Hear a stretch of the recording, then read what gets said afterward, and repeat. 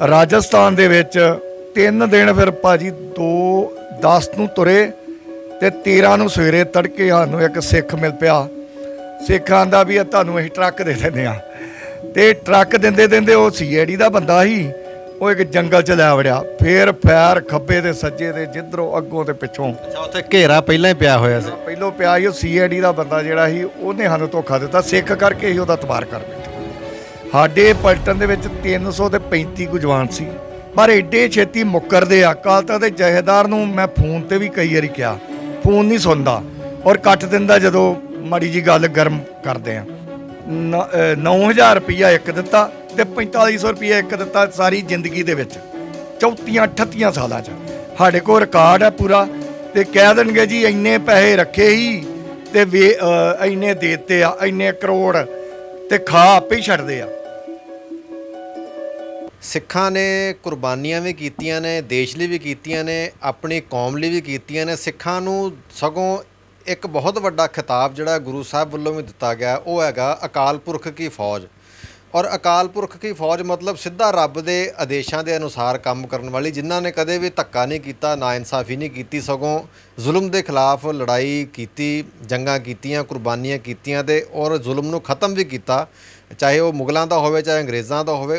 ਉਸ ਤੋਂ ਬਾਅਦ ਜਿਹੜਾ ਇੰਦਰਾ ਦਾ ਜਾਂ ਇਸ ਦੇਸ਼ ਦਾ ਆਜ਼ਾਦੀ ਤੋਂ ਬਾਅਦ ਜੋ ਸਿੱਖਾਂ ਨਾਲ ਹੋਣ ਲੱਗਾ ਸੀ, ਤਾਂ ਸਿੱਖਾਂ ਨੇ ਆਪਣੇ ਵਾਸਤੇ ਵੀ ਵਿਅਕਤੀਗਤ ਤੌਰ ਤੇ ਵੀ ਲੜਾਈ ਲੜੀ ਔਰ ਬੜੀ ਲੰਬੀ ਜਦੋਜਹਿਦ ਕੀਤੀ। ਭਾਵੇਂ ਕਿ ਬਹੁਤ ਨੁਕਸਾਨ ਵੀ ਉਠਾਉਣਾ ਪਿਆ ਸਿੱਖਾਂ ਨੂੰ, ਕਿਉਂਕਿ ਇੱਕ ਪਾਸੇ ਬੜੀ ਵੱਡੀ ਪਾਵਰ ਸੀ, ਦੂਸਰੇ ਪਾਸੇ ਸਿੱਖ ਨਿਹੱਥੇ ਜਾਂ ਨਿਗੁਣੇ ਜਿਹੇ ਹਥਿਆਰਾਂ ਦੇ ਨਾਲ ਸੀ। ਸੋ ਇਸ ਲੜਾਈ ਦੇ ਵਿੱਚ ਇੱਕ ਧਰਮੀ ਫੌਜੀ ਜਿਹੜਾ ਇੱਕ ਗਰੁੱਪ ਸੀ, ਆਰਮੀ ਛੱਡ ਕੇ ਆਏ ਸੀ। ਔਰ ਉਹ ਕਿਵੇਂ ਆਏ, ਕਿਵੇਂ ਮੁਸੀਬਤਾਂ ਝੱਲੀਆਂ, ਔਰ ਉਹਨਾਂ ਨੇ ਪਹਿਲਾਂ ਦੇਸ਼ ਨੂੰ ਬਚਾਉਣ ਵਾਸਤੇ ਵੀ ਕਸਮਾਂ ਖਾਧੀਆਂ ਸੀ, ਤੇ ਉਹ ਫਿਰ ਆਪਣੇ ਧਰਮ ਦੀ ਖਾਤਰ ਵੀ ਆਪਣੀਆਂ ਜਾਨਾਂ ਨੂੰ ਖਤਰੇ ਵਿੱਚ ਪਾਇਆ, ਆਪਣੇ ਪਰਿਵਾਰਾਂ ਦੀ ਜਾਨ ਨੂੰ, ਜ਼ਿੰਦਗੀ ਨੂੰ ਖਤਰੇ ਵਿੱਚ ਪਾਇਆ, ਮੁਸੀਬਤਾਂ ਝੱਲੀਆਂ, ਬਹੁਤ ਕੁਝ ਝੱਲਿਆ। ਸੋ ਇਹਨਾਂ ਧਰਮੀ ਫੌਜੀਆਂ ਦੇ ਵਿੱਚੋਂ ਅੱਜ ਅਸੀਂ ਇੱਥੇ ਕਾਦੀਆਂ ਸ਼ਹਿਰ ਦੇ ਵਿੱਚ ਹੈਗੇ। ਮੇਰੇ ਨਾਲ 3 ਸੱਜਣ ਨੇ ਜਿਹੜੇ ਧਰਮੀ ਫੌਜੀ ਰਹਿ ਚੁੱਕੇ ਨੇ। ਮੈਂ ਕੈਮਰਾਮੈਨ ਨੂੰ ਕਹੂੰਗਾ ਕਿ ਦਿਖਾ ਦੇਣ। ਮੇਰੇ ਨਾਲ ਬਾਬਾ ਬਖਸ਼ੀਸ਼ ਸਿੰਘ ਜੀ ਨੇ, ਜਗਜੋਤ ਸਿੰਘ ਜੀ ਨੇ ਤੇ ਭਾਈ ਮਨਜੀਤ ਸਿੰਘ ਜੀ ਨੇ। ਇਹ 3 ਫੌਜੀ ਨੇ। ਜਦੋਂ ਉਸ ਸਮੇਂ 84 ਦਾ ਅਟੈਕ ਹੋਇਆ ਸੀ ਦਰਬਾਰ ਸਾਹਿਬ ਦੇ ਉੱਪਰ, ਤੇ ਇਹ ਬੈਰਕਾਂ ਛੱਡ ਕੇ ਆਏ ਸੀ। ਆਪਾਂ ਇਹਨਾਂ ਦੇ ਕੋਲੋਂ ਸਾਰੀਆਂ ਹੱਡ ਬੀਤੀਆਂ ਸੁਣਾਂਗੇ ਕਿ ਕੀ ਇਹਨਾਂ ਦੇ ਕੋਲ ਕਿਵੇਂ ਖਬਰਾਂ ਪਹੁੰਚੀਆਂ ਔਰ ਕੀ ਹਾਲਾਤ ਸੀ, ਕਿਉਂਕਿ ਆਰਮੀ ਦੇ ਵਿੱਚੋਂ ਇਸ ਤਰੀਕੇ ਨਾਲ ਭੱਜਣਾ ਆਉਣਾ ਹਥਿਆਰ ਲੈ ਕੇ ਤਾਂ ਬਹੁਤ ਔਖਾ ਹੁੰਦਾ। ਸੋ ਉਹ ਸਾਰਾ ਹਾਲਾਤ ਜਿਹੜੇ ਨੇ ਇਹ ਆਪਣੀ ਜ਼ੁਬਾਨੀ ਹੀ ਦੱਸਣਗੇ। ਸੋ ਸਭ ਤੋਂ ਪਹਿਲਾਂ ਮੈਂ ਤਿੰਨਾਂ ਜਿਹੜੇ ਭਾਈ ਸਾਹਿਬ ਨੇ ਸਾਡੇ ਸਤਿਕਾਰਯੋਗ, ਇਹਨਾਂ ਦਾ ਮੈਂ ਸਵਾਗਤ ਕਰਦਾ। ਭਾਈ ਸਾਹਿਬ ਜੀ ਮੈਂ ਮਾफ़ी ਚਾਹੁੰਦਾ, ਸਰਦਾਰ ਮਨਜੀਤ ਸਿੰਘ ਜੀ ਸਾਬਕਾ ਫੌਜੀ ਨੇ, ਇਹ ਧਰਮੀ ਫੌਜੀਆਂ ਵਿੱਚ ਨਹੀਂ ਹੈਗੇ, ਲੇਕਿਨ 2 ਨੇ ਬਖਸ਼ੀਸ਼ ਸਿੰਘ ਜੀ ਤੇ ਜਗਜੋਤ ਸਿੰਘ ਜੀ। ਇਹਨਾਂ ਦੇ ਨਾਲ ਆਪਾਂ ਗੱਲ ਕਰਦੇ ਹਾਂ। ਸਭ ਤੋਂ ਪਹਿਲਾਂ ਮੈਂ ਸਵਾਗਤ ਕਰਦਾ ਜੀ। ਵਾਹਿਗੁਰੂ ਜੀ ਕਾ ਖਾਲਸਾ, ਵਾਹਿਗੁਰੂ ਜੀ ਕੀ ਫਤਿਹ। ਬਾਬਾ ਜੀ, ਜਿਵੇਂ ਤੁਸੀਂ ਉੱਥੋਂ ਆਏ ਜੇ ਬੈਰਕਾਂ ਛੱਡ ਕੇ, ਸਭ ਤੋਂ ਪਹਿਲਾਂ ਤਾਂ ਤੁਸੀਂ ਨਾ ਜਿਹੜਾ ਸ਼ਾਟ ਆ ਖੁੱਲ੍ਹਾ ਲੈ ਲਓ, ਭੀੜਾ ਨਾ ਲਾਓ, ਫਿਰ ਐਡੀਟਿੰਗ ਨਹੀਂ ਹੋਣੀ। ਸਭ ਤੋਂ ਪਹਿਲਾਂ ਤੁਸੀਂ ਸਾਨੂੰ ਇਹ ਦੱਸੋ ਕਿ ਤੁਹਾਡੇ ਕੋਲ ਜਦੋਂ ਇੱਥੇ ਅਟੈਕ ਹੋ ਗਿਆ ਦਰਬਾਰ ਸਾਹਿਬ ਦੇ ਉੱਪਰ, ਅਕਾਲ ਤਖਤ ਸਾਹਿਬ ਦੇ ਉੱਪਰ, ਤੁਹਾਡੇ ਕੋਲ ਖਬਰਾਂ ਕਿਵੇਂ ਪਹੁੰਚੀਆਂ ਔਰ ਕਿਸ ਕਿਸਮ ਦੀਆਂ ਖਬਰਾਂ ਤੁਹਾਡੇ ਕੋਲ ਪਹੁੰਚੀਆਂ ਉੱਥੇ ਬੈਰਕਾਂ ਦੇ ਵਿੱਚ, ਔਰ ਤੁਸੀਂ ਉਦੋਂ ਕਿੱਥੇ ਮੌਜੂਦ ਸੀ? ਵਾਹਿ ਖਾਲਸਾ ਵਾਹਿ ਫਤਿਹ। ਮੈਂ ਬਖਸ਼ੀਸ਼ ਸਿੰਘ ਕਾਦੀਆਂ। ਮੈਂ ਉਦੋਂ ਮੇਰੀ ਪਲਟਨ 14 ਪੰਜਾਬ ਨਾਭਾ ਕਾਲ ਪੂਨੇ ਵਿੱਚ ਜੋਬ ਕਰ ਰਹੀ ਸੀ। 1983 ਦੇ ਵਿੱਚ ਅਸੀਂ ਪੂਨੇ ਪਹੁੰਚੇ ਹਾਂ। ਪਹਿਲੋਂ ਸਾਡੀ ਪਲਟਨ ਤੰਗ ਧਾਰ ਸ੍ਰੀਨਗਰ ਤੋਂ ਗਾਂਹ ਹੁੰਦਾ ਆ, ਉੱਥੇ ਸੀਗੀ 14 ਪੰਜਾਬ, ਜਿਹੜੀ ਪੂਨੇ ਦੇ ਵਿੱਚ ਰਹਿ ਕੇ ਗੁੜਫੜੀ ਬਾਜ਼ਾਰ ਦੇ ਵਿੱਚ ਸੀਗੀ। ਅਸੀਂ ਉਦੋਂ ਸਾਨੂੰ ਖਬਰਾਂ ਸਾਡੇ ਇੱਕ ਨਾ ਕਿਤਾਬਾਂ ਹੁੰਦੀਆਂ ਨੇ ਪੜ੍ਹਨ ਵਾਸਤੇ, ਇਨਫੋਰਮੇਸ਼ਨ ਰੂਮ ਹੁੰਦਾ ਇੱਕ, ਉੱਥੇ ਸ਼ਾਮਾਂ ਨੂੰ ਜਾ ਕੇ ਪਰੇਡ ਪਰੂ ਕਰਕੇ ਰੋਟੀ ਰਾਟੀ ਖਾ ਕੇ ਜਾ ਕੇ TV ਵੇਖ ਲਈਦਾ। ਉਸ TV ਤੋਂ 8 ਤਰੀਕ ਨੂੰ ਸਾਨੂੰ ਪਤਾ ਲੱਗਾ ਵੀ ਅਕਾਲ ਤਖਤ ਢਹਿ ਗਿਆ। ਉਹਦੀ ਨੁੱਕਰ ਦੀ ਫੋਟੋ ਇੱਕ ਦਿੱਤੀ 8 ਜੂਨ ਨੂੰ। 8 ਜੂਨ ਨੂੰ ਉਹਨਾਂ ਨੇ ਇੱਕ BBC ਲੰਡਨ ਨੇ ਖਬਰ ਦਿੱਤੀ ਹੈ ਕਿ ਇਹ ਅਕਾਲ ਤਖਤ ਢਹਿ ਗਿਆ। ਜਿਹੜਾ ਉੱਥੇ ਹੌਲਦਾਰ ਮੌਜੂਦਾ ਸੀ ਉਹਨੇ ਸਾਰੀ ਪਲਟਨ ਨੂੰ, ਉਦੋਂ ਸ਼ਨੀਵਾਰ ਸੀ, ਤੇ ਸਾਰੀ ਨੂੰ ਦੱਸਿਆ ਵੀ ਅਕਾਲ ਤਖਤ ਢਹਿ ਗਿਆ ਤੇ ਚਿੱਠੀਆਂ ਨਹੀਂ ਆਉਣ ਡਈਆਂ। CO ਦਰਬਾਰ ਦੇ ਵਿੱਚ ਵੀ 8 ਤਰੀਕ ਨੂੰ ਇਹਨਾਂ ਨੇ ਫੋਨ ਕੀਤਾ। CO ਦਰਬਾਰ ਦੇ ਵਿੱਚ ਬੈਠੇ ਪੁਆਇੰਟ ਕੀਤੇ ਵੀ ਸਾਡੀਆਂ ਚਿੱਠੀਆਂ ਨਹੀਂ ਆਉਂਦੀਆਂ, ਔਰ ਸ਼ਾਮਾਂ ਨੂੰ ਖਬਰ ਆ ਗਈ। ਔਰ ਅਸੀਂ 14 ਪੰਜਾਬ ਜਿਹੜੀ ਸੀ ਉਹ ਪੂਨੇੋਂ ਫਿਰ ਸ਼ਾਮਾਂ ਨੂੰ ਹੀ 10 ਤਰੀਕ ਨੂੰ ਮੀਟਿੰਗਾਂ ਮੂਟਿੰਗਾਂ ਕਰਦਿਆਂ 9 ਆ ਗਈ, ਫਿਰ 10 ਨੂੰ ਐਤਵਾਰ ਆ ਗਿਆ। ਉਦਣ ਫਿਰ ਗੁਰਦੁਆਰਾ ਸਾਹਿਬ ਬਹਿ ਕੇ ਸਲਾਹ ਕੀਤੀ ਵੀ ਆਪਾਂ ਜੇ ਸਾਡਾ ਧਰਮ ਨਹੀਂ ਤੇ ਸਾਡੀ ਨੌਕਰੀ ਨਹੀਂ। ਠੀਕ ਹੈ ਜੀ। ਫਿਰ ਇਸ ਕਰਕੇ ਉੱਥੋਂ ਫਿਰ ਅਸੀਂ 10 ਤਰੀਕ ਨੂੰ 7 ਵਜੇ ਨਾਲ ਜੁੰਟ ਦੇ ਵਿੱਚ ਗੁਰਦੁਆਰਾ ਸਾਹਿਬ ਗਏ ਆ। ਗੁਰਦੁਆਰੇ ਤੋਂ ਕਸਮ ਖਾਧੀ ਹੈ ਵੀ ਦਰਬਾਰ ਸਾਹਿਬ ਦੇ ਉੱਤੇ ਅਟੈਕ ਹੋ ਗਿਆ ਤੇ ਸਾਨੂੰ ਅਸੀਂ ਨੌਕਰੀ ਦਾ ਕਰਨ ਦਾ ਕੋਈ ਫਰਕ ਨਹੀਂ, ਅਸੀਂ ਅੰਮ੍ਰਿਤਸਰ ਜਾਵਾਂਗੇ। ਅਰਦਾਸ ਅੰਮ੍ਰਿਤਸਰ ਦੀ ਕੀਤੀ ਆ। ਠੀਕ ਹੈ ਜੀ। ਵਿਦ ਹਥਿਆਰ, ਵਿਦ RCL ਗੰਨਾ ਔਰ ਸ਼ਕਤੀਮਾਨਾਂ ਗੱਡੀਆਂ, 14 ਸ਼ਕਤੀਮਾਨਾਂ ਸੀ, 3 1 ਸੀ।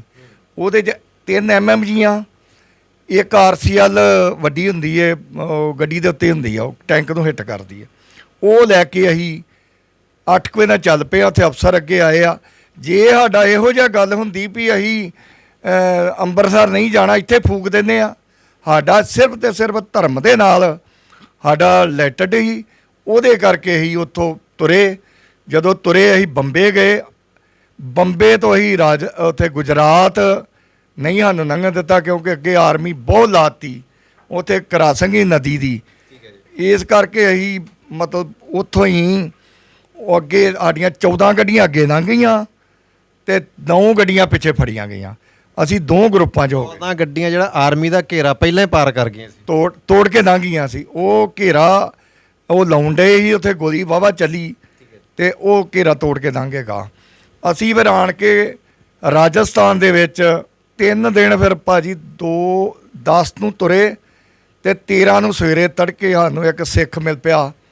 ਸਿੱਖ ਆਂਦਾ ਵੀ ਤੁਹਾਨੂੰ ਅਸੀਂ ਟਰੱਕ ਦੇ ਦਿੰਦੇ ਹਾਂ। ਤੇ ਟਰੱਕ ਦਿੰਦੇ ਉਹ CID ਦਾ ਬੰਦਾ ਸੀ।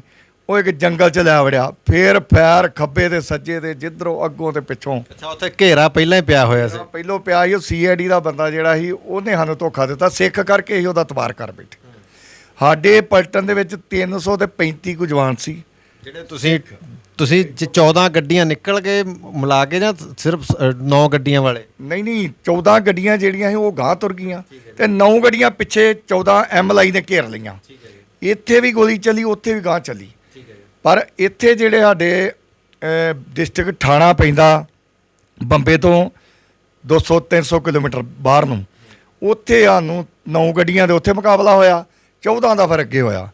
ਔਰ ਮੁਕਾਬਲੇ ਦੇ ਵਿੱਚ 35 ਜਣੇ ਸਾਡੇ ਉੱਥੇ ਸ਼ਹੀਦ ਹੋਏ, 70 ਮੁੰਡਿਆਂ ਨੂੰ ਜ਼ਖਮੀ ਹੋਏ। ਪਰ ਮੈਂ ਬੇਨਤੀ ਕਰਦਾ ਵੀ ਸਾਨੂੰ, ਅਸੀਂ ਜੇ ਧਰਮ ਵਾਸਤੇ ਆਏ ਆ ਤੇ ਜਿਹੜਾ ਬਾਦਲ ਸਾਹਿਬ ਉਦੋਂ ਪ੍ਰਧਾਨ ਸੀਗਾ ਅਕਾਲੀ ਦਲ ਦਾ, ਇਹਨੇ ਅਪੀਲ ਕੀਤੀ ਵੀ ਸਿੱਖ ਤੇ ਆਪਣੀ ਪੰਜਾਬ ਪੁਲਿਸ ਇਹ ਜੀ ਛੱਡ ਕੇ ਆ ਜਾਓ। ਤੇ ਜਿਹੜੇ ਛੱਡ ਕੇ ਆਏ ਉਹਨਾਂ ਦਾ ਵੀ ਕੱਖ ਨਹੀਂ ਇਹਨੇ ਕੀਤਾ। 25 ਸਾਲ ਇਹਨੇ ਰਾਜ ਕੀਤਾ ਤੇ ਜਿਹੜੇ ਦੂਜੇ ਆ ਉਹ ਵੀ ਆਪਣਾ, ਜੇ ਦੂਜਿਆਂ ਨੇ ਕੀਤਾ ਉਹਨਾਂ ਵੀ ਨਹੀਂ ਕੀਤਾ। ਔਰ ਸ਼੍ਰੋਮਣੀ ਕਮੇਟੀ ਦੇ ਉੱਤੇ ਸਾਨੂੰ ਇਹ ਰੱਖਿਆ ਹੈਗਾ ਭਈ ਸ਼੍ਰੋਮਣੀ ਕਮੇਟੀ ਇੱਕ ਸਿੱਖਾਂ ਦੀ ਮੈਂਦਾਂ ਦੀ ਜਮਾਤ ਹੈ। ਉਹਨਾਂ ਨੇ ਵੀ ਨਹੀਂ ਕੱਖ ਕੀਤਾ। ਅਸੀਂ ਤਾਂ ਅਕਾਲ ਤਖ਼ਤ ਦੇ ਜਥੇਦਾਰ ਨੂੰ ਇਹ ਗੱਲ ਕਹੀ ਭਈ ਸ਼ਹੀਦਾਂ ਦੇ ਵਿੱਚ ਜਿਹੜਾ ਦਾ ਨਾਂ ਲੈਂਦੇ ਤੁਸੀਂ ਅਰਦਾਸ ਦੇ ਵਿੱਚ, ਉਹਦੇ 'ਚ ਤੁਸੀਂ ਧਰਮੀ ਫੌਜੀਆਂ ਦਾ 1984 ਬੈਰਕ ਛੱਡਣ ਵਾਲਿਆਂ ਦਾ ਵੀ ਲਓ। ਪਰ ਇਹ ਏਡੇ ਮਤਲਬ ਕਵਾਂ ਸ਼ਬਦ ਕਹਿਣਾ ਨਹੀਂ ਚੰਗਾ ਕਿਉਂਕਿ ਪੋਸਟ ਬੜੀ ਵੱਡੀ ਹੈ, ਪਰ ਨਹੀਂ, ਉਹਨਾਂ ਨੇ ਕਦੀ ਅਰਦਾਸ ਦੇ ਵਿੱਚ ਨਾਂ ਨਹੀਂ ਲਿਆ। ਘੱਲੂਘਾਰਾ ਚੱਲਦਾ ਆ, ਜਿਨ੍ਹਾਂ ਨੇ ਉੱਥੇ ਸ਼ਹੀਦਾਂ ਨੂੰ ਸਰੋਪੇ ਦੇ ਦਿੰਦੇ ਆ। ਕਦੀ ਧਰਮੀ ਫੌਜੀਆਂ ਨੂੰ ਇਹਨਾਂ ਦੇ ਨਾਂ 'ਤੇ ਕਦੀ ਆਖਿਆ ਵੀ ਸਰੋਪਾ ਦਿੰਦੇ। ਅਕਾਲ ਤਖ਼ਤ ਅੱਗੇ ਬੇਨਤੀ ਕੀਤੀ ਵੀ ਸਾਨੂੰ ਇੱਕ ਪੱਤਰ ਹੀ ਦੇ ਦਿਓ। ਅਸੀਂ ਇਹ ਵੀ ਆਖਿਆ ਉਹਨਾਂ ਨੂੰ ਵੀ ਜਿਹੜੇ ਸ਼ਹੀਦ ਫੌਜੀ ਹੋਏ ਆ 35-40, ਉਹਨਾਂ ਦੀਆਂ ਫੋਟੋਆਂ ਲਾ ਦਿਓ। ਆਮ ਬੰਦੇ ਦੀ ਤਾਂ ਲਾ ਦਿੰਦੇ ਆ, ਜਿਹੜਾ ਕੋਈ ਬਾਬਾ ਮਰ ਜਾਂਦਾ ਉਹਦੀ ਲਾ ਦਿੰਦੇ ਆ, ਜਾਂ ਜਿਹੜਾ ਕੋਈ ਮੰਤਰੀ ਹੁੰਦਾ ਉਹਦੀ ਲਾ ਦਿੰਦੇ ਆ। ਤੇ ਇਹਨਾਂ ਦੀਆਂ ਕਦੀ ਫੋਟੋਆਂ ਵੀ ਨਹੀਂ ਲੱਗੀਆਂ। ਸਾਨੂੰ ਇਹਨਾਂ ਦੇ ਉੱਤੇ ਬਹੁਤ ਹੀ ਗਿਲਾ। ਚਲੋ ਅਸੀਂ ਤਾਂ ਕੀਤਾ ਗੁਰੂ ਘਰ ਕਰਕੇ, ਇਹ ਨਹੀਂ ਹੈ ਕਿ ਆਪਾਂ ਹੁਣ ਕਰਕੇ ਸਹਾਨ ਕਰਦੇ ਹਾਂ। ਮਹਾਰਾਜ ਰੋਟੀ ਦਿੰਦਾ ਆ, ਖਾਂਦੇ ਆ, ਕੋਈ ਗੱਲ ਨਹੀਂ। ਪਰ ਦੁੱਖ ਹੈਗਾ ਆ, ਇਹ ਸਾਨੂੰ ਮਰਦਿਆਂ ਤੱਕ ਵੀ ਦੁੱਖ ਹੋਊਗਾ ਵੀ ਸਾਡੀ ਇੰਨੀ ਕੁਰਬਾਨੀ ਹੋਣ ਦੇ ਨਾਤੇ ਵੀ ਸਾਨੂੰ ਅੱਜ ਤੱਕ ਇਹਨਾਂ ਨੇ ਨਹੀਂ ਪੁੱਛਿਆ। ਇਸ ਕਰਕੇ ਅਸੀਂ ਨਾਰਾਜ਼ ਹਾਂ। ਚਲੋ ਆਪਾਂ ਨਾਰਾਜ਼ਗੀ ਵਾਲਾ ਕਿੱਸਾ ਵੀ ਫਰੋਲਦੇ ਹਾਂ ਤੁਹਾਡਾ ਵੀ ਕਿਵੇਂ ਹੋਣਾ ਚਾਹੀਦਾ ਆ। ਜਦੋਂ ਤੁਹਾਡੀ ਉੱਥੇ ਗੋਲੀਬਾਰੀ ਚੱਲੀ ਆਰਮੀ ਦੇ ਨਾਲ, ਤਾਂ ਉਸ ਤੋਂ ਬਾਅਦ ਤੁਸੀਂ ਫੜੇ ਗਏ ਤੇ ਫੜਨ ਤੋਂ ਬਾਅਦ ਕੋਈ ਟੌਰਚਰ ਵਗੈਰਾ ਹੋਇਆ ਜਾਂ ਕੀ ਕੋਰਟ ਮਾਰਸ਼ਲ ਹੋਇਆ, ਜਾਂ ਤੁਹਾਡਾ ਜਿਹੜਾ ਇੱਕ ਸਿਵਲ ਕੋਰਟ ਚੱਲਦਾ ਹੈ ਉਸ ਕਿਸਮ ਨਾਲ ਤੁਹਾਨੂੰ ਸਜ਼ਾ ਮਿਲੀ? ਵੇਖੋ ਜੀ, ਜਦੋਂ ਸਾਡਾ ਬੰਬੇ ਦੇ ਵਿੱਚ ਸਾਨੂੰ ਰੱਖਿਆ ਗਿਆ 6 ਮਹੀਨੇ, ਉੱਥੇ ਸਾਡਾ ਸੰਭਲੀ ਆਰਡੀਨੈਂਸ ਚੱਲਦਾ ਸੀ। ਸੰਭਲੀ ਆਰਡੀਨੈਂਸ ਚੱਲਣ ਤੋਂ ਬਾਅਦ ਇਹਨਾਂ ਨੇ ਕੀ ਕੀਤਾ ਵੀ ਜਿਹੜੇ ਛਾਂਟ ਵਾਲੇ ਬੰਦੇ, ਜਿਹੜੇ ਲੀਡਰ ਸੀ, ਉਹਨਾਂ ਨੂੰ ਵੱਖਰੇ ਕਰ ਲਿਆ। ਸਾਨੂੰ 13 ਬੰਦਿਆਂ ਨੂੰ ਵੱਖਰਿਆਂ ਕੀਤਾ ਵੀ ਹਰ ਇੱਕ ਨੇ ਇੱਕ ਦੂਜੇ ਦੇ ਉੱਤੇ ਬਿਆਨ ਦਿੱਤੇ ਆ। 13 ਬੰਦੇ ਜਦੋਂ ਵੱਖਰੇ ਕੱਢ ਲਏ ਤੇ ਉੱਥੋਂ ਸਾਨੂੰ ਸ਼ਿਫਟਿੰਗ ਕਰਤਾ, ਪੂਨੇ ਆ ਗਏ। ਕੱਲੇ ਕੱਲੇ ਦੇ ਸਾਡੇ ਪੂਨੇ ਆਣ ਕੇ ਜਰਨਲ ਕੋਰਟ ਮਾਰਸ਼ਲ ਦੇ ਕਾਗਜ਼ ਤਿਆਰ ਕੀਤੇ ਉਹਨਾਂ ਨੇ। ਸਜ਼ਾ ਜਿਹੜੀ ਸਾਨੂੰ ਹੋਈ ਆ ਭਾਜੀ, ਸਜ਼ਾ ਉੱਤੋਂ ਆਈ ਆ। ਸਜ਼ਾ ਜੱਜ ਨੇ ਨਹੀਂ ਦਿੱਤੀ, ਨਰੂਲਾ ਸਿੰਘ ਜੱਜ ਸੀ ਬ੍ਰਿਗੇਡੀਅਰ, ਉਹਨੇ ਸਜ਼ਾ ਨਹੀਂ ਦਿੱਤੀ। ਉਹ ਰੋ ਪਿਆ ਸਗੋਂ ਸਜ਼ਾ ਦਿੰਦਾ ਪਈ ਤੁਸੀਂ ਮੇਰੇ ਬੇਵੱਸ ਆ। ਰਾਜੀਵ ਗਾਂਧੀ ਉਦੋਂ ਬਣ ਗਿਆ ਸੀਗਾ ਤੇ ਸਜ਼ਾ ਪਹਿਲੋਂ ਸਾਨੂੰ ਸ਼ਾਇਦ ਨਾ ਹੁੰਦੀ ਜੇ ਇੰਦਰਾ ਗਾਂਧੀ, ਬੀਬੀ ਇੰਦਰਾ ਗਾਂਧੀ ਨਾ ਮਾਰਨੀ ਸਿੱਖਾਂ ਨੇ। ਸਿੱਖਾਂ ਨੂੰ ਗੁੱਸਾ ਹੀ ਇੰਨਾ ਸੀ ਵੀ ਕੱਲ੍ਹ ਤੱਕ ਢਹਿ ਗਿਆ ਸਾਡਾ।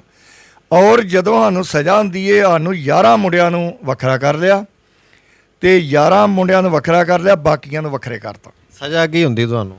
ਸਜ਼ਾ ਨੂੰ ਜਰਨਲ ਕੋਰਟ ਮਾਰਚ ਦੇ ਵਿੱਚ ਮੈਨੂੰ 7 ਸਾਲ ਸਜ਼ਾ ਹੋਈ।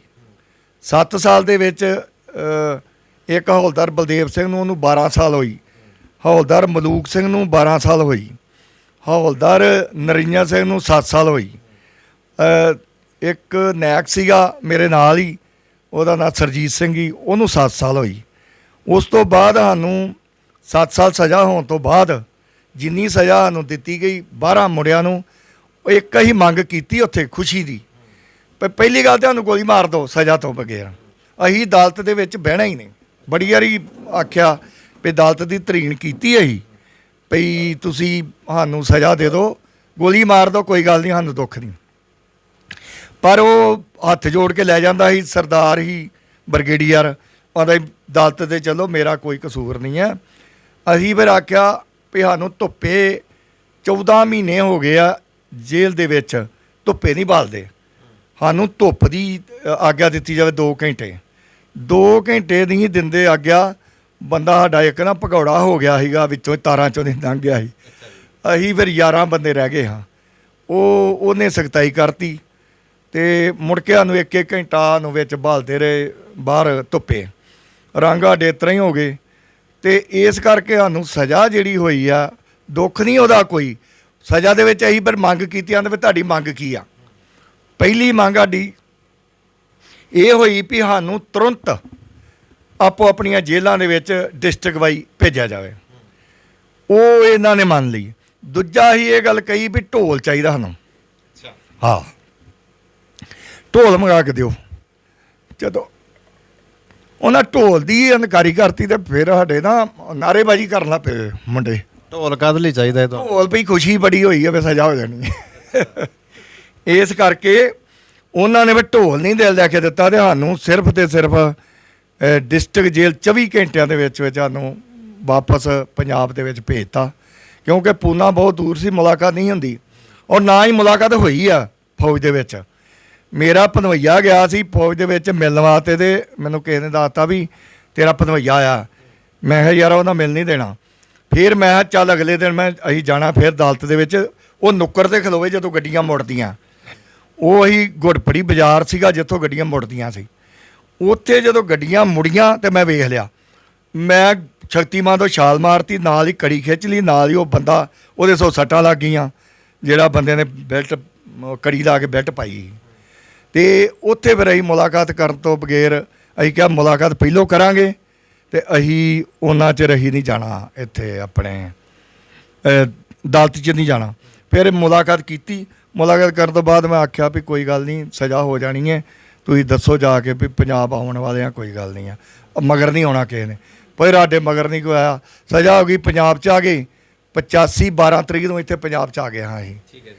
ਅਤੇ 12/10 ਨੂੰ ਸਜ਼ਾ ਇੰਪੂਰਮੈਂਟ ਹੋ ਗਈ ਸਾਡੀ, ਮਤਲਬ ਲਾਗੂ ਹੋ ਗਈ। ਫਿਰ ਇੱਕ ਆਪਾਂ ਕੀਤਾ ਜਾਂਦਾ ਡਿੱਬ ਦੇ ਵਿੱਚ ਕੇਸ ਸਾਡੇ, ਉੱਥੇ ਫਿਰ ਸਜ਼ਾ ਸਾਡੀ ਮਾਫ ਹੋਈ, ਕਿਸੇ ਦੀ 2 ਸਾਲ ਹੋਈ ਮਾਫ, ਕਿਸੇ ਦੀ 3 ਸਾਲ ਹੋਈ। ਮੇਰੀ ਫਿਰ 3 ਸਾਲ ਸਜ਼ਾ ਮਾਫ ਹੋ ਗਈ 7 ਤੋਂ, ਤੇ ਉਸ ਤੋਂ ਬਾਅਦ 4 ਸਾਲਾਂ ਨੂੰ ਤਰੀਕੀ ਕੱਟਣੀ ਪਈ ਜੇਲ੍ਹਾਂ ਦੇ ਵਿੱਚ। ਫਿਰ ਕੰਮ ਨਹੀਂ ਅਸੀਂ ਕੀਤਾ ਜੇਲ੍ਹ ਦੇ ਵਿੱਚ, ਨਾ ਦੇ ਚਿੱਟੇ ਕੱਪੜੇ ਉਹਨਾਂ ਨੇ ਪਾਏ ਆ ਕਫਨ ਜਿਹਾ, ਤੇ ਨਾ ਹੀ ਅਸੀਂ ਆਪਣੇ ਕੱਪੜੇ ਪਾਏ ਆ, ਨਾ ਹੀ ਫੈਕਟਰੀ 'ਚ ਗਏ ਆ, ਨਾ ਹੀ ਹੁਣ ਜਿਵੇਂ ਸਿੱਧੂ ਦੂਜਾ ਸਿੱਧੂ ਜਿਹੜਾ ਅੰਦਰ ਗਿਆ ਆ, ਕਹਿੰਦਾ ਇਹਨੂੰ 90 ਰੁਪਏ ਦਿਹਾੜੀ ਦੇਣੀ ਹੈ। ਸ਼ਰਮ ਨਹੀਂ ਆਉਂਦੀ ਇਹਨਾਂ ਲੋਕਾਂ ਨੂੰ? ਅਸੀਂ ਦਿਹਾੜੀ ਵੀ ਨਹੀਂ ਲਈ, ਅਸੀਂ ਕੰਮ ਨਹੀਂ ਕੀਤਾ। ਗੁਰਦਾਸਪੁਰ ਜੇਲ੍ਹ 'ਚ ਰਹੇ, ਇੱਥੋਂ ਸਾਡਾ ਸੰਗਰੂਰ ਚਲਾਣ ਪੈ ਗਿਆ, ਸੰਗਰੂਰ ਤੋਂ ਅਸੀਂ ਚਲੇ ਗਏ ਪਟਿਆਲੇ। ਝਗੜਾ ਹੁੰਦਾ ਸੀ ਸਾਡਾ ਰੋਜ਼ ਹੀ ਇੱਕ ਦੂਜੇ ਨਾਲ ਵੀ ਅਸੀਂ ਕੰਮ ਨਹੀਂ ਕਰਨਾ, ਕੰਮ ਤੁਹਾਨੂੰ ਬਾਹਰ ਭੇਜ ਦਿੰਦੇ ਵੀ ਤੁਹਾਨੂੰ ਮਾਫੀ ਨਹੀਂ ਦੇਣੀ। ਹੈਗਾ ਮਾਫੀ ਲੈਣੀ ਨਹੀਂ, ਅਸੀਂ ਸੈਂਟਰ ਦੇ ਉਹ ਕੈਦੀ ਹਾਂ ਅਤੇ ਅਸੀਂ ਮਾਫੀ ਨਹੀਂ ਲੈਣੀ। ਇਸ ਕਰਕੇ ਫਿਰ ਅਸੀਂ ਇੱਥੇ ਜੇਲ੍ਹ ਕੱਟ ਕੇ 90 ਦੇ ਵਿੱਚ ਮੈਂ ਬਾਹਰ ਆਇਆ। ਉਸ ਤੋਂ ਬਾਅਦ ਆਹੋ ਹੀ ਕੰਮ ਕਰਦੇ ਆ, ਵਿਹਲੇ ਬੈਠੇ ਆ। ਕੋਈ ਸਜ਼ਾ ਤੋਂ ਇਲਾਵਾ ਕੋਈ ਟੌਰਚਰ ਵੀ ਕੀਤਾ, ਜਿਵੇਂ ਪੰਜਾਬ ਪੁਲਿਸ ਟੌਰਚਰ ਕਰਦੀ ਰਹੀ ਜਾਂ ਹੋਰ? ਟੌਰਚਰ, ਪਾਣੀ ਛੱਡ ਦਿੰਦੇ ਸੀ ਕਮਰੇ 'ਚ, ਖਲੋਤੇ ਰਹੋ, ਮਾੜਾ ਜਿਹਾ ਐ ਹੋਣਾ ਲਾਈਟ ਆਉਣੀ ਅੱਗੋਂ। ਟੌਰਚਰ ਇਸ ਕਿਸਮ ਦਾ ਕੀਤਾ, ਛਿੱਤਰ ਨਹੀਂ ਮਾਰੇ ਕਿਸੇ ਦੇ, ਐਵੇਂ ਝੂਠ ਆਪਾਂ ਮਾਰੀ ਜਾਂਦੇ, ਬੜੇ ਜੀ ਕੁੱਟੇ ਮਾਰੇ ਆ। ਨਹੀਂ, ਫੌਜ ਨੇ ਟਾਰਚਰ ਨਹੀਂ ਕੀਤਾ। ਪਰੇਸ਼ਾਨੀ ਇਹ ਹੁੰਦੀ ਵੀ ਸੌਣ ਨਹੀਂ ਦਿੰਦੇ। 12, 1, 2 ਜਦੋਂ ਨੀਂਦਰ ਜੀ ਆਉਂਦੀ ਸੀ ਉਦੋਂ ਹੀ ਉਹ ਧੱਫਾ ਜਿਹਾ ਮਾਰ ਦਿੰਦੇ ਸੀ, ਫਿਰ ਉੱਠਣਾ ਪੈਂਦਾ ਹੈ। ਇਹ ਟੌਰਚਰ ਕਿੰਨਾ ਚਿਰ ਇਦਾਂ ਚੱਲਦਾ ਰਿਹਾ? ਇੱਦਾਂ ਜੀ 14 ਦਿਨ ਇੱਕ ਚੱਲਿਆ ਤੇ 28 ਦਿਨ ਇੱਕ ਚੱਲਿਆ। ਲਗਾਤਾਰ 28 ਦਿਨ 14 ਦਿਨ ਸੌਣ ਨਾ ਕੋਈ ਗੱਲ ਹੀ ਨਹੀਂ। ਤੇ ਫਿਰ ਜਦੋਂ ਸੌਣ ਨਹੀਂ ਦਿੰਦੇ ਅਸੀਂ ਰੋਟੀ ਵੀ ਨਹੀਂ ਖਾਂਦੇ, ਵੀ ਰੋਟੀ ਖਾਧੀ ਨੀਂਦਰ ਆ ਜੂਗੀ। ਇਸ ਕਰਕੇ ਫਿਰ ਇੰਨਾ ਕੁ ਅਸੀਂ ਕੀਤਾ, ਤੇ ਇੰਨਾ ਕੋਈ ਹੋਇਆ ਹਿੰਦੁਸਤਾਨ ਕੋਲ ਜਿੰਨੇ ਕੋਈ ਪਾਵਰ ਹੈਗੀ ਉਨੀ ਸਜ਼ਾ ਦੇ ਦਿੱਤੀ। ਅਸੀਂ ਬਾਬਾ ਜਗਜੋਤ ਸਿੰਘ ਜੀ ਨਾਲ ਵੀ ਗੱਲ ਕਰਦੇ ਹਾਂ। ਬਾਬਾ ਜੀ, ਤੁਸੀਂ ਉਦੋਂ ਕਿੱਥੇ ਸੀ ਜਦੋਂ ਦਰਬਾਰ ਸਾਹਿਬ ਦੇ ਸ੍ਰੀ ਅਕਾਲ ਤਖਤ ਸਾਹਿਬ 'ਤੇ ਹਮਲਾ ਹੋਇਆ, ਔਰ ਤੁਹਾਡੇ ਕੋਲ ਖਬਰ ਕਿਵੇਂ ਪਹੁੰਚੀ? ਸਾਡੇ ਕੋਲ ਖਬਰ ਇੱਦਾਂ ਸੀ ਜੀ, ਅਸੀਂ ਇੱਕ ਬੰਦਾ ਭੇਜਿਆ ਹੌਲਦਾਰ ਚਮਕੌਰ ਸਿੰਘ, ਉਹਨੂੰ ਰਾਂਚੀ ਭੇਜਿਆ। ਉਹ ਹਿੰਦੁਸਤਾਨ ਅਖਬਾਰ ਲੈ ਕੇ ਆਇਆ ਸੀ। ਹਿੰਦੁਸਤਾਨ ਅਖਬਾਰ ਇਹ ਜਿਹੜੀ ਹਿੰਦੀ ਵਿੱਚ ਆ, ਉਹਦੇ ਵਿੱਚ 9 ਸਿੱਖ ਦੀ ਬਗਾਵਤ ਦੀ ਕਹਾਣੀ ਲਿਖੀ ਸੀ। ਅਤੇ ਉਸ ਤੋਂ ਬਾਅਦ 'ਚ ਇੱਕ ਦਿਨ ਛੱਡ ਕੇ ਗੁਰਦੁਆਰਾ ਸਾਹਿਬ ਸੀਗਾ ਐਤਵਾਰ ਨੂੰ, ਮਤਲਬ ਰੂਟੀਨ ਦੇ ਮੁਤਾਬਕ ਹੀ ਹੁੰਦਾ, ਅਤੇ ਸਾਰਾ ਜਿਹੜਾ ਸੈਂਟਰ ਆ ਗੁਰਦੁਆਰੇ 'ਚ ਗਿਆ ਸੀ। ਅਤੇ ਜਿਹੜੇ ਕੰਮਕਾਜ ਵਾਲੇ ਬੰਦੇ ਸੀ, ਕੋਈ ਕਿਤਾਬਾਂ ਦੇ, ਕੋਈ ਕਰਨ ਵਾਲੇ ਕੰਮ, ਉਹ ਆਪਣੇ ਕਰਦੇ ਰਹਿੰਦੇ ਸੀਗੇ। ਅਤੇ ਗੁਰਦੁਆਰੇ ਦੇ ਵਿੱਚੋਂ ਉੱਥੇ ਹੀ ਬੈਠਿਆਂ ਹੀ ਸਭਨਾਂ ਨੇ ਇੱਕੋ ਹੀ ਸਮੇਂ ਦੇ ਵਿੱਚ ਅਰਦਾਸ ਕਰਕੇ, ਬੇਨਤੀ ਕਰਕੇ, ਅਤੇ ਕਿਹਾ, ਹੁਕਮ ਕੀਤਾ ਵੀ ਸਾਰੇ ਜਣੇ ਬੈਰਕਾਂ ਛੱਡ ਦਿਓ, ਹਥਿਆਰ ਜਿਹੜੇ ਨੇ ਇਹਨਾਂ ਨੂੰ ਅਮਨੀਸ਼ਨ ਲਓ ਅਤੇ ਹਥਿਆਰ ਲਓ ਅਤੇ ਪੰਜਾਬ ਨੂੰ ਚਾਲੇ ਪਾਓ। ਅਤੇ ਉਸ ਤੋਂ ਬਾਅਦ ਦੇ ਵਿੱਚ ਪਹਿਲਾਂ ਇਹਨਾਂ ਨੇ 26 ਮਈ ਤੋਂ ਲੈ ਕੇ ਪੂਰੇ ਸੈਂਟਰ ਦੇ ਵਿੱਚ ਸਕੰਜਾ ਕੱਸਣਾ ਸ਼ੁਰੂ ਕਰ ਦਿੱਤਾ ਸੀ ਕਿ ਜਿੱਦਾਂ ਇਨਫੋਰਮੇਸ਼ਨ ਰੂਮ ਹੈਗੇ ਨੇ, ਰਿਕ੍ਰੀਏਸ਼ਨ ਰੂਮ ਹੈਗੇ ਨੇ, ਉੱਥੇ ਅਖਬਾਰਾਂ ਨਾ ਆਉਣ ਦੇਣੀਆਂ। ਜਿਹੜੇ ਸਪੀਕਰ ਨੇ ਜਿਨ੍ਹਾਂ 'ਤੇ ਵੀ ਖਬਰਾਂ ਸੁਣਨਗੇ ਉਹ ਬੰਦ ਕਰਾਤੀ। ਫਿਰ ਹੁਕਮ ਲੈਣ ਮੈਂ ਜਾਂਦਾ ਹੁੰਦਾ ਸੀ ਕੰਪਨੀ ਦਾ, CHM ਸੀ ਮੈਂ, one training company, Nalwa training company ਦਾ। ਉਹਦੇ ਵਿੱਚ ਫਿਰ ਇਹ ਵੀ ਹੁਕਮ ਮਿਲਦੇ ਸੀਗੇ ਵੀ ਕਿਸੇ ਬੰਦੇ ਨੂੰ ਆਊਟਪਾਸ ਜਿਹੜਾ ਵਾ ਬਾਹਰ ਨਹੀਂ ਜਾਣ ਦਿੱਤਾ ਜਾਊਗਾ SRC ਕੰਪਲੈਕਸ ਤੋਂ। ਉਸ ਦੇ ਵਿੱਚ ਫਿਰ ਇਹਨਾਂ ਨੇ ਹੌਲੀ ਹੌਲੀ ਸਕੰਜਾ ਕੱਸਦਿਆਂ ਜਿਹੜੇ ਲਾਈਵ ਹਥਿਆਰ ਸੀਗੇ ਉਹਨਾਂ ਨੂੰ, ਜਿਹੜੇ JCO ਸੀਗੇ ਉਹਨਾਂ ਨੂੰ ਸ਼ੋਰ ਕਰ ਦਿੱਤਾ ਵੀ ਤੁਸੀਂ ਇਹਨਾਂ ਨੂੰ ਸੀਲਬੰਦ ਕਰ ਦਿਓ। ਉਹਨਾਂ ਨੂੰ ਸੀਲਬੰਦ ਕਰ ਦਿੱਤਾ। ਉਸ ਤੋਂ ਬਾਅਦ ਦੇ ਵਿੱਚ ਇੰਨਾ ਕਰ ਦਿੱਤਾ, ਪਾਬੰਦੀ ਲਾਈ ਵੀ ਜਿਹੜੇ ਇੱਕ ਰਿਕਰੂਟ ਜਿਹੜਾ ਉਹ ਇੱਕ ਬੈਰਕ ਤੋਂ ਦੂਸਰੀ ਬੈਰਕ 'ਚ ਵੀ ਨਹੀਂ ਜਾਊਗਾ। ਜਦੋਂ ਇੰਨੀਆਂ ਪਾਬੰਦੀਆਂ ਲੱਗ ਗਈਆਂ ਤਾਂ ਲੋਕ ਪਰੇਸ਼ਾਨ ਹੋ ਗਏ, ਇੱਕ ਦੂਸਰੇ ਨੂੰ ਪੁੱਛਣਾ ਸ਼ੁਰੂ ਕਰ ਦਿੱਤਾ ਵੀ ਕੀ ਗੱਲ ਆਏ। ਅਤੇ ਕੋਈ ਵੀ JCO ਜਾਂ ਅਫਸਰ ਜਿਹੜਾ ਉਹ ਇਸ ਚੀਜ਼ ਨੂੰ ਯਾਰ ਕਰਨ ਵਾਸਤੇ ਤਿਆਰ ਨਹੀਂ ਸੀ ਵੀ ਜਿਹੜੀ ਸਰਕਾਰ ਹੈਗੀ, ਭਾਰਤ ਸਰਕਾਰ, ਇਹ ਆਪਣਾ ਦਰਬਾਰ ਸਾਹਿਬ ਦੇ ਉੱਤੇ ਹਮਲਾ ਕਰ ਰਹੀ ਆ ਜਾਂ ਉਹਦੀਆਂ ਪਲਾਨਿੰਗਾਂ ਜਿਹੜੀਆਂ ਨੇ ਬਣਾ ਰਹੀ ਆ। ਜਦੋਂ 8 ਤਰੀਕ ਨੂੰ ਇਸ ਚੀਜ਼ ਦੇ ਬਾਰੇ 'ਚ ਪੂਰੀ ਜਾਣਕਾਰੀ ਮਿਲ ਗਈ, ਅਖਬਾਰਾਂ ਪੜ੍ਹ ਲਈਆਂ ਵੀ ਆਹ ਚੀਜ਼ ਉੱਥੇ ਹੋ ਗਈ ਆ, ਅਤੇ ਪੂਰੇ ਸੈਂਟਰ ਨੇ ਇਕੱਠੇ ਨੇ ਜਕਾਰੇ ਲਾ ਕੇ, ਅਤੇ ਸਾਰਿਆਂ ਨੇ ਤਕਰੀਬਨ 1461 ਬੰਦੇ ਸੀਗੇ ਜਿਨ੍ਹਾਂ ਨੇ ਡਿਜ਼ਰਸ਼ਨ ਕੀਤੀ। ਇਹ ਗੌਰਮੈਂਟ ਦੇ ਲਿਖਤ ਦੇ ਮੁਤਾਬਕ ਉਹਦੇ ਵਿੱਚ ਬੜੀ ਕੋਸ਼ਿਸ਼ ਕੀਤੀ। ਕਰਨਲ ਚੀਮਾ ਸੀਗਾ ਇੱਕ, ਉਹਨੇ ਇੱਕ ਸੀਗਾ ਡਿਪਟੀ ਕਮਾਂਡੈਂਟ ਜਗਦੇਵ ਸਿੰਘ, ਉਹਨਾਂ ਨੇ ਵੀ ਸਫ਼ਰ ਬੜਾ ਲੰਮਾ ਵਾ ਅਤੇ ਤੁਸੀਂ ਕਿੱਦਾਂ ਬਈ ਇਹਨੂੰ ਕਵਰ ਕਰੋਗੇ, ਅਤੇ ਮੁਕਾਬਲੇ ਵੀ ਹੋਣੇ ਨੇ, ਆਰਮੀ ਨੇ ਤੁਹਾਨੂੰ ਥਾਂ ਥਾਂ 'ਤੇ ਰੋਕਣਾ। ਚਲੋ 200 ਗੱਡੀ ਸਿਵਲ ਦੀ ਔਰ ਆਰਮੀ ਦੀ ਪਾ ਕੇ ਤਕਰੀਬਨ 200 ਗੱਡੀ ਸੀਗੀ। ਜਦੋਂ ਸਾਰਿਆਂ ਨੇ ਸਭ ਕੁਝ ਲੋਡ ਕਰ ਲਿਆ ਅਤੇ ਚੱਲ ਪਏ। ਜਦੋਂ ਚੱਲ ਪਏ ਤਾਂ ਇਹਨਾਂ ਨੇ ਕਾਫੀ ਦੇਰ ਤੱਕ ਕੋਈ ਕਾਰਵਾਈ ਨਹੀਂ ਕੀਤੀ ਗੌਰਮੈਂਟ ਨੇ। ਜਦੋਂ ਜੌਨਪੁਰ ਆਇਆ ਨਾ ਰਸਤੇ ਦੇ ਵਿੱਚ, ਅਤੇ ਜੌਨਪੁਰ ਇਹਨਾਂ ਨੇ ਅੱਗੇ ਮਤਲਬ ਬ੍ਰਿਗੇਡ ਲਾਇਆ ਹੋਇਆ ਸੀ, ਪੂਰੀ ਆਰਮੀ ਲਾਈ ਸੀਗੀ। ਪੂਰੀ ਆਰਮੀ ਜਿਹੜੀ ਸੀ ਉਹਨਾਂ ਨੇ ਅੰਨ੍ਹੇਵਾਹ ਫਾਇਰ ਕੀਤਾ ਫਿਰ ਗੱਡੀਆਂ ਦੇ ਉੱਤੇ। ਕਾਫੀ ਆਦਮੀ ਜਿਹੜੇ ਸੀਗੇ ਉੱਥੇ ਸਾਡੇ ਮਾਰੇ ਗਏ। ਔਰ ਉਸ ਤੋਂ ਬਾਅਦ 'ਚ ਉੱਥੋਂ ਫਿਰ ਜਿਹੜੀਆਂ ਗੱਡੀਆਂ ਸੀਗੀਆਂ ਅੱਗੇ ਨਿਕਲ ਗਈਆਂ। ਫਿਰ ਪ੍ਰਤਾਪਗੜ੍ਹ ਮੁਕਾਬਲਾ ਹੋਇਆ। ਜਦੋਂ ਉੱਥੇ ਪਹੁੰਚੇ, ਉੱਥੇ ਬੜਾ ਜ਼ਬਰਦਸਤ ਮੁਕਾਬਲਾ ਹੋਇਆ। ਕਾਫੀ ਆਦਮੀ ਉੱਥੇ ਸਾਡੇ ਮਾਰੇ ਗਏ। ਉਸ ਤੋਂ ਬਾਅਦ ਦੇ ਵਿੱਚ ਉੱਥੋਂ ਗੱਡੀਆਂ ਜਿਹੜੀਆਂ ਸੀ ਕੁਛ ਨੌਗਾঁव ਨੂੰ ਚਲੀਆਂ ਗਈਆਂ, ਕੁਛ ਜਿਹੜੀਆਂ ਸੀ ਇਲਾਹਾਬਾਦ ਨੂੰ ਸਿੱਧੀਆਂ ਹੋ ਗਈਆਂ। ਤੁਸੀਂ ਬਿਹਾਰ ਤੋਂ ਆ ਰਹੇ ਸੀ? ਅਸੀਂ ਬਿਹਾਰ 'ਚ ਸੀਗੇ। ਇਹ ਸੈਂਟਰ ਜਿਹੜਾ ਸਿੱਖ ਸੈਂਟਰ ਆ ਇਹ ਬਿਹਾਰ ਦੇ ਵਿੱਚ ਆ। ਅੱਛਾ, ਉਸ ਤੋਂ ਬਾਅਦ 'ਚ ਜਿਹੜਾ ਬਿਹਾਰ ਦਾ ਦਾਨਾਪੁਰ ਸੈਂਟਰ ਸੀਗਾ ਉਹਨੂੰ ਵੀ ਇਹਨਾਂ ਨੇ ਜਾਰੀ ਕਰ ਦਿੱਤੇ ਹੁਕਮ ਪਈ ਗੌਰਮੈਂਟ ਨੇ, ਤੁਸੀਂ ਵੀ ਸਟੈਂਡ ਬਾਈ ਹੋ ਜਾਓ ਪਈ ਸਿੱਖ ਫੌਜ ਨੇ ਬਗਾਵਤ ਕਰਤੀ ਆ। ਮਤਲਬ ਥਾਂ ਥਾਂ ਦੇ ਮੁਕਾਬਲੇ ਹੋਏ। ਉਹਦੇ ਵਿੱਚ 79 ਆਦਮੀ ਮਾਰੇ ਗਏ ਅਤੇ 24 ਆਦਮੀ ਲਾਪਤਾ ਦੱਸੇ ਆ ਸਰਕਾਰ ਨੇ। ਬਾਕੀ ਆਦਮੀ ਜਿਹੜੇ ਨੇ ਵੱਖ-ਵੱਖ ਥਾਵਾਂ ਦੇ ਉੱਤੇ ਮੁਕਾਬਲਿਆਂ ਕਰਦਿਆਂ ਫੜੇ ਗਏ, ਜਿਨ੍ਹਾਂ ਦੇ ਵਿੱਚ ਜਿਹੜਾ ਸਾਡਾ ਗਰੁੱਪ ਸੀਗਾ ਇਹ ਇਲਾਹਾਬਾਦ ਸ਼ਾਸਤਰੀ ਬ੍ਰਿਜ ਦੇ ਉੱਤੇ ਕਾਬੂ ਆਇਆ ਕਿ ਚਾਰੇ ਪਾਸੇ ਨਦੀ ਸੀ ਥੱਲਿਓਂ ਦੀ ਲੰਘਦੀ। ਜਿਹੜਾ ਸ਼ਾਸਤਰੀ ਬ੍ਰਿਜ ਆ ਕਾਫੀ ਲੰਮਾ ਆ, ਕੋਈ 2-3 ਕਿਲੋਮੀਟਰ। ਉੱਥੇ ਆਰਟੀ ਲਾਈ ਹੋਈ ਸੀ ਜਿਨ੍ਹਾਂ ਦੇ ਵਿੱਚ ਕਰਨਲ ਸੁਰਜੀਤ ਸਿੰਘ ਸੀ। ਉਹਨਾਂ ਨੇ ਜਦੋਂ ਗੱਲਬਾਤ ਕੀਤੀ ਉਹ ਕਹਿਣ ਲੱਗੇ ਵੀ ਅਸੀਂ ਸਿੱਖ ਅੱਗੇ ਲੱਗੇ ਹਾਂ ਅਤੇ ਤੁਸੀਂ ਵੀ ਸਿੱਖ ਹੋ ਅਤੇ ਸਿੱਖਾਂ ਦਾ ਖੂਨ ਡੋਲਣਾ। ਜੇ ਅਸੀਂ ਗੋਲੀ ਚਲਾਵਾਂਗੇ ਤਾਂ ਵੀ ਸਿੱਖ ਮਰੂਗਾ, ਜੇ ਤੁਸੀਂ ਚਲਾਓਗੇ ਤਾਂ ਵੀ ਸਿੱਖ ਹੀ ਮਰਨਾ। ਅਤੇ ਤੁਸੀਂ ਵਿਚਾਰ ਕਰਕੇ ਚੰਗੀ ਤਰ੍ਹਾਂ ਅਤੇ ਸਾਡੇ ਨਾਲ ਤੁਹਾਨੂੰ ਅਸੀਂ ਟਾਈਮ ਦਿੰਦੇ ਹਾਂ ਅਤੇ ਉਸ ਤੋਂ ਬਾਅਦ 'ਚ ਗੱਲ ਕਰੋ। ਜਿਹੜੀ ਸਭ ਤੋਂ ਪਹਿਲੀ ਉੱਥੇ ਗੱਲ ਕੀਤੀ ਆ ਉਹ ਮੈਂ ਹੀ ਸਭ ਤੋਂ ਪਹਿਲਾਂ ਗੱਲ ਕੀਤੀ ਆ ਉਹਨਾਂ ਦੇ ਨਾਲ। ਆਰਟੀ ਪਲਟਣ ਲੱਗੀ ਸੀਗੀ। ਉਹਨਾਂ ਨਾਲ ਜਦੋਂ ਗੱਲਬਾਤ ਕੀਤੀ ਆ ਅਤੇ ਉਹਦੀ ਵੀਡੀਓ ਵੀ ਗੌਰਮੈਂਟ ਦੇ ਕੋਲ ਆ, ਜਿਹੜੀ ਉਹ ਸ਼ਾਇਆ ਨਹੀਂ ਕਰਦੇ। ਇਸ ਕਰਕੇ ਉਹਦੇ ਵਿੱਚ ਫਿਰ ਅਸੀਂ ਇਹੋ ਹੀ ਫੈਸਲਾ ਲਿਆ ਸਾਰਿਆਂ ਨੂੰ ਪੁੱਛ ਕੇ ਵੀ ਭਾਈ ਹੁਣ ਕੀ ਹੋਣਾ ਚਾਹੀਦਾ। ਉਹ ਕਹਿਣ ਲੱਗੇ ਵੀ ਚਲੋ ਜੇ ਸਿੱਖ ਉੱਧਰ ਵੀ ਆ ਮਰਨੇ ਆ ਅਤੇ ਅਸੀਂ ਵੀ ਮਰਨਾ, ਅਤੇ ਚੰਗਾ ਇਹ ਇੱਥੇ ਅਸੀਂ ਮਤਲਬ ਹੈਂਡ ਅਪ ਕਰ ਦਿਓ। ਚਲੋ ਹਥਿਆਰ ਰੱਖ ਕੇ ਅਸੀਂ ਜਿਹੜੇ ਸੀ ਉੱਥੇ ਹੈਂਡ ਅਪ ਹੋ ਗਏ ਅਤੇ ਉਹਨਾਂ ਸਾਨੂੰ ਕੈਂਪ ਬਣਾਏ ਸੀਗੇ ABC, ਉਹਦੇ ਵਿੱਚ ਸਾਨੂੰ ਲੈ ਗਏ। ਉੱਥੇ ਫਿਰ ਜਿਹੜਾ ਟਾਰਚਰ ਵੀ ਕਰਦੇ ਰਹੇ, ਸਾਰੇ ਕੰਮ ਕਰਦੇ ਰਹੇ। ਜਿਹੜੇ ਰਿਕਰੂਟ ਸੀਗੇ ਉਹਨਾਂ ਨੂੰ ਅਲੱਗ ਕਰ ਦਿੱਤਾ, ਜਿਹੜੇ NCO ਸੀਗੇ ਉਹਨਾਂ ਨੂੰ ਵੱਖਰਿਆਂ ਕਰ ਲਿਆ। ਜਿਹੜੇ NCO ਸੀਗੇ ਉਹਨਾਂ ਦੇ ਉੱਤੇ ਜ਼ਿਆਦਾ ਬਲੇਮ ਲੱਗਾ। NCO ਕੀ ਹੁੰਦਾ ਜੀ? ਨੌਨ ਕਮਿਸ਼ਨਡ ਅਫਸਰ ਹੁੰਦੇ ਆ ਜੀ ਇਹ, ਜਿਵੇਂ ਨਾਇਕ ਆ, ਹੌਲਦਾਰ ਆ, ਇਹ ਸਾਰੇ NCO ਨੇ, ਨੌਨ ਕਮਿਸ਼ਨਡ ਅਫਸਰ ਨੇ। ਅਤੇ ਸਭ ਤੋਂ ਵੱਡਾ ਅਫਸਰ ਇੰਡੀਆ ਦੇ ਵਿੱਚ ਕੋਈ ਜਰਨਲ ਨਹੀਂ ਹੁੰਦਾ ਜਾਂ ਚੀਫ ਆਫ ਆਰਮੀ ਸਟਾਫ ਨਹੀਂ ਗਾ। ਸਭ ਤੋਂ ਵੱਡਾ ਅਫਸਰ ਉਹ ਆ, ਇੱਕ ਲੈਫਟੀਨੈਂਟ ਨੂੰ ਗਿਣਿਆ ਜਾਂਦਾ ਜਿਹੜਾ ਇੱਕ ਸੈਕਸ਼ਨ ਨੂੰ ਹੈਲਡ ਕਰਦਾ, ਔਰ ਸਭ ਤੋਂ ਮੂਹਰਲੀ ਕਤਾਰ ਦੇ ਵਿੱਚ ਡਿਫੈਂਸ ਦੇ ਵਿੱਚ ਉਹ ਇੱਕ ਮੋਰਚੇ ਨੂੰ ਸੰਭਾਲਦਾ ਔਰ ਆਪਣੀ ਸੈਕਸ਼ਨ ਨੂੰ ਸੰਭਾਲਦਾ ਔਰ ਦੇਸ਼ ਦੀ ਰਾਖੀ ਕਰਦਾ।